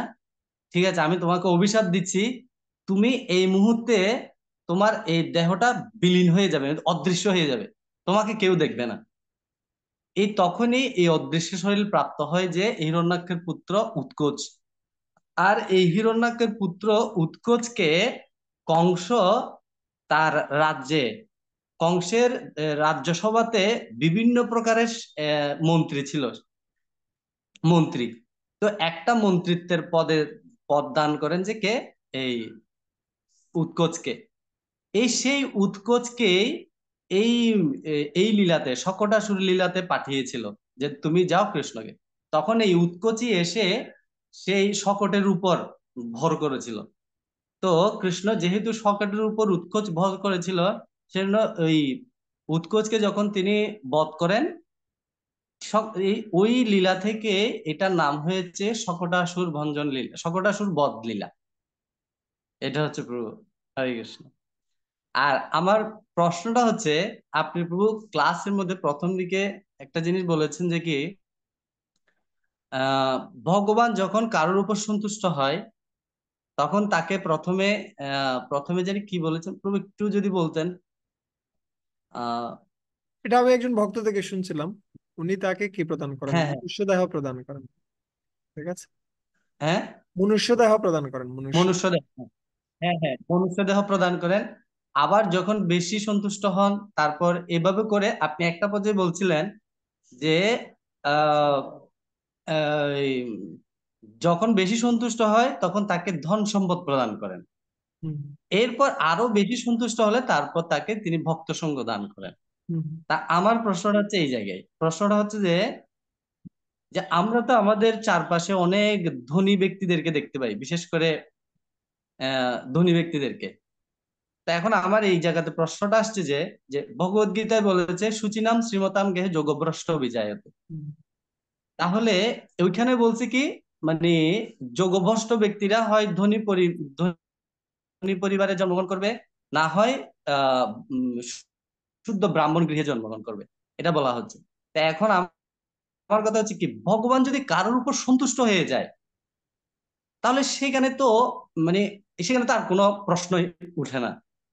তো আমার প্রশ্নটা হচ্ছে যে এই ভগবান সন্তুষ্ট হয়ে যদি তাকে যদি ধনী পরিবারের দেয় বা তাকে যদি ধন সম্পদ দেয়, তাহলে আমাদের যে চারপাশে যে দেখা যাচ্ছে অনেক ধন সম্পদ, অনেক ধনী ব্যক্তিরা, তারা তো আর কৃষ্ণ ভক্ত হচ্ছে না। এখন কি তাদের উপর কি ভগবান সন্তুষ্ট নাকি সন্তুষ্ট না, আমি এই জিনিসটা আমি বুঝতে পারছি। হরে কৃষ্ণ। হরে কৃষ্ণ। ধন্যবাদ আপনার সুন্দর বর্ণনা করার জন্য উৎকোচের কাহিনী। আমি কৃতজ্ঞ আপনার প্রতি, খুব সুন্দরভাবে সেটাকে কি করার জন্য, উপস্থাপন করার জন্য। এবং সেই সাথে এই প্রশ্নটা, এটা আমি একজন ভক্তর কাছ থেকে শুনছিলাম, এবং সেটা ভগবদ্গীতার শ্লোকের সাথেও মিলে যায়, যে কিভাবে শ্রীমতম শুচিনাম শ্রীমতম গেহে যোগভ্রষ্ট বিজায়তে। এবং এখানেও আরেকটা শ্লোকেও বর্ণনা করা হচ্ছিল এগুলো, এই যে আহ জন্ম ঐশ্বর্য সুতশ্রী, এই সমস্ত কিছু হচ্ছে একদিকে প্রকৃতপক্ষে এগুলো আমাদের জীবনটাকে অনেক সুন্দর করে, বা এগুলো আমাদের জীবনকে অনেক কি করে সহজ করে দেয়। এই ব্যক্তিগুলোর আহ কিসের জন্য আহার নিদ্রা ভয় মৈথুনের জন্য চিন্তা করতে হয় না। তারা চাইলে উচ্চতর বিষয় নিয়ে চিন্তা করতে পারে। কিন্তু যে ব্যক্তির দিনে এনে দিনে খেতে হচ্ছে, অথবা খুব খারাপ পরিস্থিতি রয়েছে, পেটের ভাত জোটাতেই খুব কষ্ট রয়েছে, তার পক্ষে ভগবত ভক্তি নিয়ে চিন্তা করার, অথবা যে দেশটাতে অনেক বেশি পরিমাণে কি হচ্ছে, গুলিগালাজ হচ্ছে, মানুষ মারা যাচ্ছে, খুব খারাপ পরিস্থিতি, তার পক্ষেও চিন্তা করা যে কিভাবে আমি ভক্ত হব বা আধ্যাত্মিক জীবন অনুশীলন করব, সেটা চিন্তা করার কোনো সুযোগ নেই। তা একটা স্টেবল পরিস্থিতি প্রয়োজন রয়েছে সকলের জীবনে, যাতে করে সে ভক্তিটাকে গ্রহণ করতে পারে। ঠিক আছে, তো ওদেরকে সুযোগটা দেওয়া হয়েছে, ওদের জন্য সব সুযোগ আছে, ওর কোনো পিছুটান নেই। ঠিক আছে, যে ধনী ব্যক্তি রয়েছে তার কোনো প্রবলেম নেই ওই রকম, যে ওর টাকা নেই যার কারণে ভক্তি করতে পারছে না, ওর কি নেই, ওর কোনো শিক্ষা নেই যার কারণে ও ভক্তি করতে পারছে না, ওই রকম কোনো পিছু টান নেই। এখন ওর কাছে চয়েস রয়েছে, ওর কাছে ইন্ডিপেন্ডেন্স রয়েছে, ও কি ভক্তি করবে নাকি করবে না। ও কি যে পুণ্যকর্ম করেছে সেই পুণ্যকর্ম দিয়ে সে এখন ভুক্তির পথে পা বেরাবে, নাকি ও ওই পুণ্যকর্মটাকে এখানেই ধ্বংস করে আবার পেছনের দিকে ফিরে যাবে। ঠিক আছে, ওকে একটা বিশেষ সুযোগ দেওয়া হয়েছে, সাথে ওকে ইন্ডিপেন্ডেন্স দেওয়া হয়েছে। কিন্তু এখন ও ইন্ডিপেন্ডেন্সটাকে কাজে লাগিয়ে সামনে এগোবে নাকি ও পেছনে যাবে, এটা নির্ভর করছে ওর উপরে। ঠিক আছে, কিন্তু ও যে বিশেষ আশীর্বাদটা লাভ করেছে সেটা ভগবানের কৃপাতেই লাভ করেছে। ঠিক যেমনি আমেরিকানরা, আপনি দেখবেন, ওরা ডলারে লিখে রাখে ইন গড উই ট্রাস্ট, আমরা ভগবানই বিশ্বাস করি। ঠিক আছে, এবং এইটা কেন হয়েছে, গত 200-300 বছর আগ পর্যন্ত ওরা কিন্তু খুব ধার্মিক ছিল, ওরা ভগবানে বিশ্বাস করত, যার ফলে তারা কিন্তু এই প্রাচুর্যটা প্রাপ্ত হয়েছে। এখন প্রাচুর্যটা প্রাপ্ত হওয়ার পরে ও কি করবে সেটা নির্ভর করছে ওর চয়েসের উপরে। কিন্তু ভগবান তাকে কি করেছেন, কৃপা করেছেন, না হলে এত কিছু প্রাপ্ত হওয়াটা ওর পক্ষে সম্ভব ছিল না। তাই ধন ঐশ্বর্য বা যা কিছু রয়েছে কোনোটাই ভক্তির সহায়ক নয়, ভক্তির বাধক নয়। ঠিক আছে, সেগুলোর ব্যবহার কি করে, ভক্তির আহ অগ্রগতিতে সহযোগিতা করা, অথবা ভক্তির কিসে আহ সেগুলোকে কিসে ভক্তির কে প্রতিরুদ্ধ করতে অথবা ভক্তিকে সম্পূর্ণরূপে ধ্বংস করতে কি করে, অনুপ্রেরণা যোগায়। ঠিক আছে, আহ তাই কোনো পরিস্থিতির উপরেই ভক্তি নির্ভরশীল নয়। ঠিক আছে, ভক্তি সম্পূর্ণরূপে স্বতন্ত্র। কিন্তু ভগবান যখন সর্বোচ্চ প্রকারে কারো প্রতি কি হন, সন্তুষ্ট হন, লেভেল রয়েছে, সবার প্রতি ভগবান সন্তুষ্ট ধরতে গেলেই সমস্ত জীবাত্মাকেই ভগবান ভালোবাসেন। কিন্তু যে যে হারে ভগবানের শরণাগত হচ্ছে তাকে সে হারে তিনি আশীর্বাদ করছেন। এবং যখন কোন একজন ব্যক্তির প্রতি সর্বোচ্চ প্রকারে সন্তুষ্ট হন তখন তিনি ভক্তের সাথে মিল করিয়ে দেন। ঠিক আছে, এটা হচ্ছে সর্বোচ্চ প্রকারের কি উম, সমৃদ্ধি। ঠিক আছে, তো আমি জানি না আমি আপনারা প্রশ্ন আনসার দিতে পেরেছি কিনা, আমি জাস্ট চেষ্টা করেছি যতটুকু পেরেছি। হয়তো আপনার কাছে আরো ভালো আনসার থাকতে পারে। ঠিক আছে, না না না না bro। আপনাকে পরীক্ষা করার জন্য আমি কোনো প্রশ্ন না না আমি করছি না, পরীক্ষা করার আমার জন্য কাছে বলছি কি। না, বা উপলব্ধি থাকতে পারে না। অনেক ক্ষেত্রে আমি নিজেও প্রশ্ন করি, কিন্তু সেক্ষেত্রে আমি চিন্তা করি আমার এই জিনিসটা যেন আরো ক্লিয়ার হয়। ঠিক আছে, বা এটার আমার কাছে একটা আনসার আছে, বাট এই আনসারটা আরো ডিপ চাই আমি, এই ধরনের জন্য কি হতে পারে। কিন্তু আমি বলছি যে আমার কাছেও, মানে আমি আমার উপলব্ধিটাই শেয়ার করছি, কিন্তু আপনার কাছেও কিছু উপলব্ধি থাকতে পারে, আপনি ওটা শেয়ার করতে পারেন, এবং দুটো মিলে পারফেক্ট হতে পারে। ঠিক আছে। আমার কাছে নেই, তবে আমার এই আপনার উত্তর থেকে আমার আরেকটা জিনিস একটু কনফিউশন, মানে একটু বেশি না। Yes yes. এটা মানে একটা প্রশ্নের উদয় হয়েছে কি, যে যখন মানে ধনী ব্যক্তিগুলোকে যখন ভগবান দিচ্ছে, তখন তার একটা যে স্বাধীন ইচ্ছার ফলে সে চুজ করবে সে কোন দিকে যাবে। ঠিক আছে, তো হয়তো এখন অনেক সময় দেখা যায় কি, অনেক ধনী ব্যক্তিদেরকেও আম, মানে ভক্তরা গিয়ে তাদেরকে কৃষ্ণ বিষয়ক কিছু বলে বা প্রচার করার চেষ্টা করে, কিন্তু তা সত্ত্বেও তারা সবকিছু দেখে বুঝে জানে, সবকিছু জানা সত্ত্বেও তাদেরকে একটা ফোর্স, মানে কৃষ্ণ সম্বন্ধে একটা ফোর্স দেওয়া সত্ত্বেও, এবং তাদেরকে এই বিষয়টা জানানো সত্ত্বেও যে আপনি যা কিছু পেয়েছেন সমস্ত কিছু কৃষ্ণের ইচ্ছাতেই, এবং কৃষ্ণ আপনার প্রতি সন্তুষ্ট হয়েছে বিধায় আপনি এগুলো পেয়েছেন, সবকিছু জানার পরেও তারা দেখা যাচ্ছে কি এদিকে আসছে না বা কৃষ্ণ ভক্তি গ্রহণ করছে না। এই ক্ষেত্রে আপনি এই ক্ষেত্রে এটাকে কিভাবে ব্যাখ্যা করবেন? হুম, সেক্ষেত্রে অ্যাকচুয়ালি কুন্তী মহারানী আবার বর্ণনা করছেন, কুন্তী মহারানী বলছেন যে জন্ম ঐশ্বর্য সুতশ্রী এদমান ও মধু উপমান নৈবা অর্হতে অবিদাতম বৈ তম আকিঞ্চন গোচরা। যে ব্যক্তির ভালো গৃহে জন্মগ্রহণ করেছেন, ভালো ঐশ্বর্য রয়েছে, এই সমস্ত কিছুর মদান্ধ, একটা হচ্ছে জন্মান্ধ আর একটা হচ্ছে মদ অন্ধ। ঠিক আছে, এক- এই জিনিসগুলো খারাপ নয়, ভালো এডুকেশন থাকা, ভালো কি থাকা, ভালো শিক্ষা দীক্ষা, ভালো ঐশ্বর্য, এগুলো কোনোটাই খারাপ নয়, কিন্তু এগুলোর গর্বটা খারাপ। ঠিক আছে, কোনো একজন ব্যক্তি যখন এই বিষয়ে গর্ব করে তখন সে সম্পূর্ণরূপে অন্ধ হয়ে যায়। আর যখন অন্ধ ব্যক্তির কাছে আপনি হাজারো গল্প বললেও লাভ নেই, ও এগুলো কিছু দেখতে পায় না। ঠিক আছে, ওর সামনেই সমস্ত কিছু ঘটে যাচ্ছে কিন্তু ও দেখতে পাবে না। সো যে ব্যক্তিগুলোর কাছে আমরা যাচ্ছি তারা হয়তো ওই বিষয়টাতে অন্ধ, তার কারণেও কি করতে পারছে না, কিন্তু আমরা কিছু স্বীকৃতি তৈরি করতে পারি। স্বীকৃতি তৈরি করার সুযোগটা হচ্ছে প্রসাদ দেয়া, গ্রন্থ দেয়া, ওদেরকে মন্দিরের সেবায় নিযুক্ত করা। ওরা হয়তো সরাসরি যুক্ত হচ্ছে না, কিন্তু ওরা এই সমস্ত স্বীকৃতিজনক কার্যগুলো করার ফলে আস্তে আস্তে ওদের ভক্তি ক্রেডিটটা জমা হতে থাকবে। ঠিক আছে? এবং এর ফলে একটা সময় গিয়ে ওরা ভক্তি গ্রহণ করবে। আর শুধুমাত্র ধনীরা গ্রহণ করছে না তা নয়, দরিদ্র মানুষরাই কতটুকু গ্রহণ করছে, তাই না? পৃথিবীতে ধনী মানুষ কতজন রয়েছে, দরিদ্র মানুষ কতজন রয়েছে? বেশিরভাগই তো দরিদ্র, কিন্তু তার ভিতরে আপনি কতজন ভক্তি গ্রহণ করেছে, তাই না? সো এইটা হচ্ছে নির্ভর করছে ব্যক্তিটা কতটুকু উৎসুক রয়েছে এবং কতটুকু সে ভগবানের কৃপা, বৈষ্ণবদের কৃপা, কতটুকু স্বীকৃতি ও অর্জন করেছে এবং এর মাধ্যম দিয়ে ও কতটুকু আহ সাধুসঙ্গ সমস্ত কিছুর মধ্যে দিয়ে এগিয়ে যাচ্ছে। ঠিক আছে? সো অনেক বিশাল ব্যক্তিরাও ভগবানের ভক্ত হতে পারে, আবার গরিব রাস্তার ভিখারিও নাও হতে পারে। এবং এই কারণে ভক্তিটা খুব আজব। ভগবান যেমনি আহ, কি করা যায় না, বিশ্বাস করা যায় না কোন সময় কি রকম আচরণ করবে। ভক্তির কোনো কি নেই। আজকে খুব খারাপ আচরণ করছে কোন একজন ব্যক্তি, তো কালকে বিশাল ভক্ত হয়ে যাচ্ছে। আবার কোন একজন ব্যক্তিকে আমি দেখতে পাচ্ছি ও খুব শ্রদ্ধাবান, কিন্তু 20 বছর 30 বছরও ও ভক্ত হচ্ছে না। আছে এরকম। তো ভক্তিটাই এরকম, ভক্তির কোনো কি নেই। ঠিক আছে, ধন্যবাদ আপনার সুন্দর প্রশ্নের জন্য। আমাদের নিমাই প্রভুর কোনো প্রশ্ন আছে? নিমাই প্রভু সুস্থ হয়েছে? আনমিউট করুন, হ্যাঁ।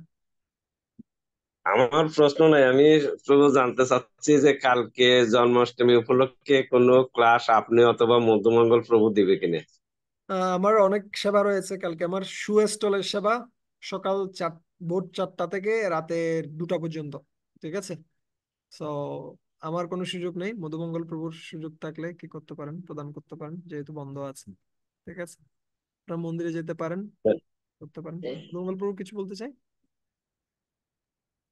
আমার কোনো সুযোগ নাই, কালকে আমার প্রোগ্রাম আছে। ওকে, আহ, ধন্যবাদ আপনাদের সবাইকে। প্রভু কালকে কি নন্দনকানন যাবেন?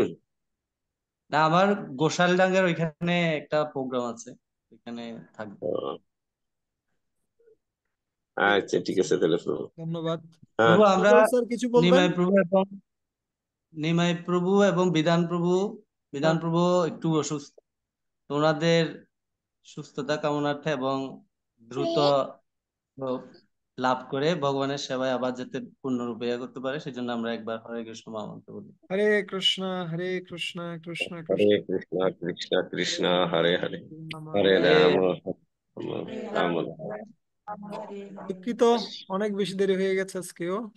কিছু করার নেই, কৃষ্ণ কথা বলতে গেলে কি হয়ে যাচ্ছে। আমি চেষ্টা করব আগামী সপ্তাহ থেকে কন্ট্রোলে রাখার জন্য। ঠিক আছে, সজল প্রভু কিছু বলবেন? হরে কৃষ্ণ। আহ, দণ্ডবোধ প্রণাম প্রভু। ধন্যবাদ, প্রণাম। আহ, প্রথমত প্রভু, আসলে কোনো কোশ্চেন না এটা আসলে। আজকে তো ভগবানের যে লীলা, এটা তো মনে হয়, দুই একটা চ্যাপ্টার শুধুমাত্র আলোচনা করেছেন, তাই না? হ্যাঁ, হ্যাঁ। এখানে সব তো আসলে একদিনে কভার করা আসলে সম্ভব না।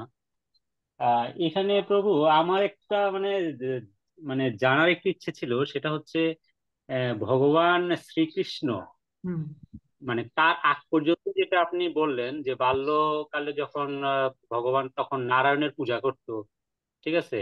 হুম, তো এই ভগবান শ্রীকৃষ্ণ যখন বাল্যকাল থেকে কুরুক্ষেত্রের যুদ্ধ পর্যন্ত, হুম, যখন সে নিজেকে বললো যে আমি হচ্ছি মানে পরমেশ্বর ভগবান, বা আমি সবকিছু, মানে অর্জুনকে যে জ্ঞানগুলো দান করতেছিল, হুম, কিন্তু তার আগ পর্যন্ত কি ভগবানের লীলা বা তার কর্মকাণ্ডে সবকিছুতে কি ব্রজবাসী বা বৃন্দাবন, ইয়ে কি বল, মথুরা বা অন্যান্য যে রাজ্যগুলো, সবাই কি কি এটা বুঝতে পেরেছিল যে উনি ভগবান, বা উনি সর্বশক্তিমান?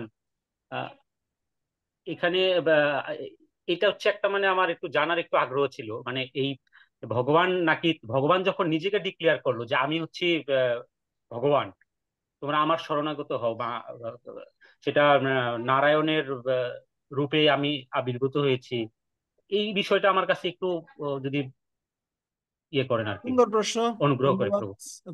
আপনাকে। উনি পূজা করতেন তা নয়, কৃষ্ণ নারায়ণের পূজা করতো তা নয়, এটা অন্য ব্রজবাসীরা পূজা করতো। ঠিক আছে, ব্রজবাসীরা তারা নারায়ণের পূজা করতো। হ্যাঁ, ধন্যবাদ। ঠিক আছে। আর হচ্ছে এইটা প্রথম থেকেই তো বর্ণনা হয়েছে, ঠিক যেমনি যশোদা মা দেবকীর এবং বসুদেবের সামনে যখন আবির্ভূত হয়েছেন তখন তিনি বর্ণনা করেছেন।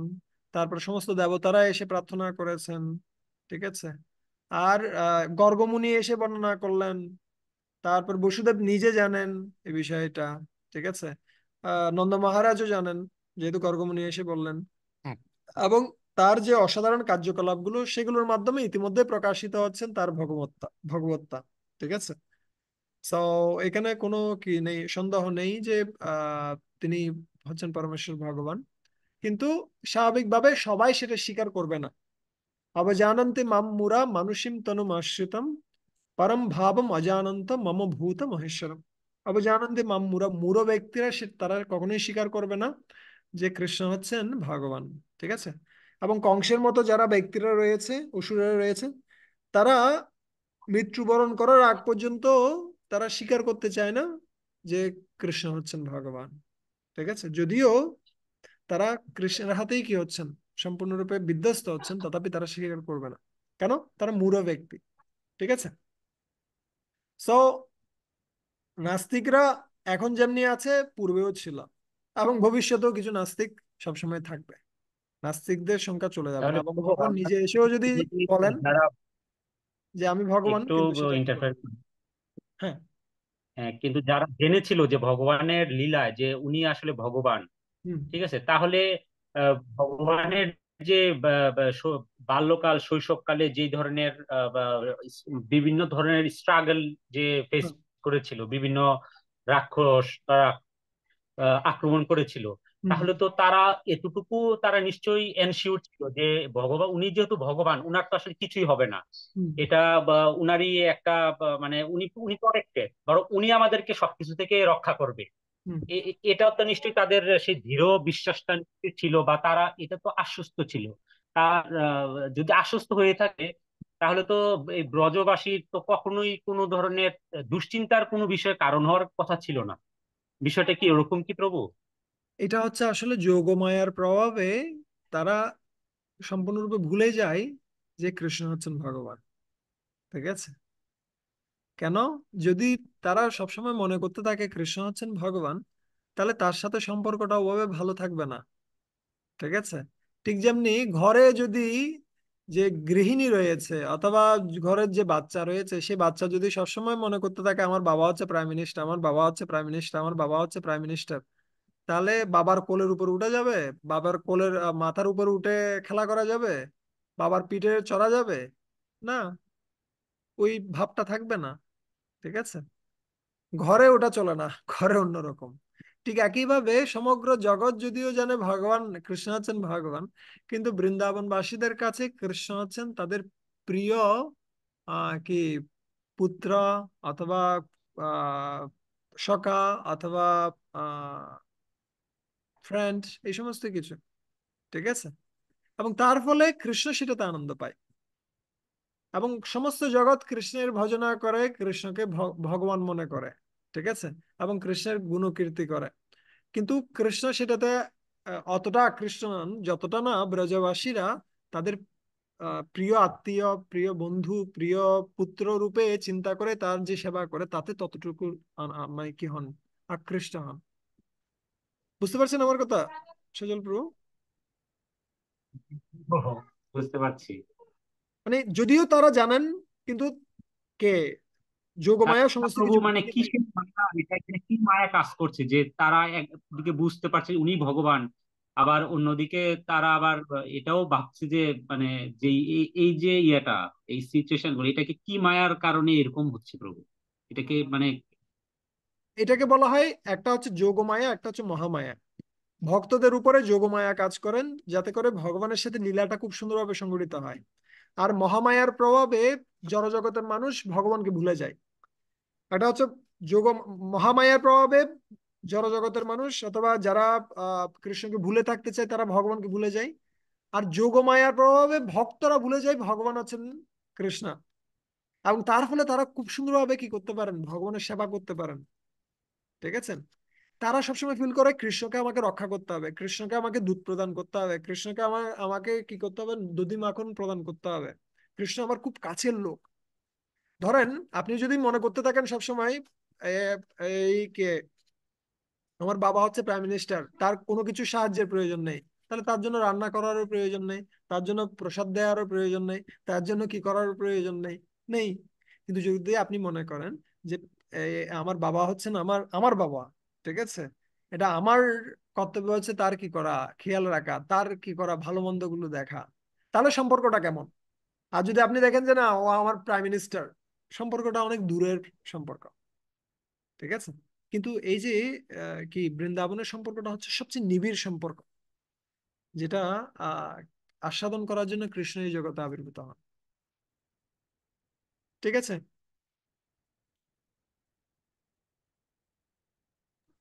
হ্যাঁ, অনেক ধন্যবাদ প্রভু।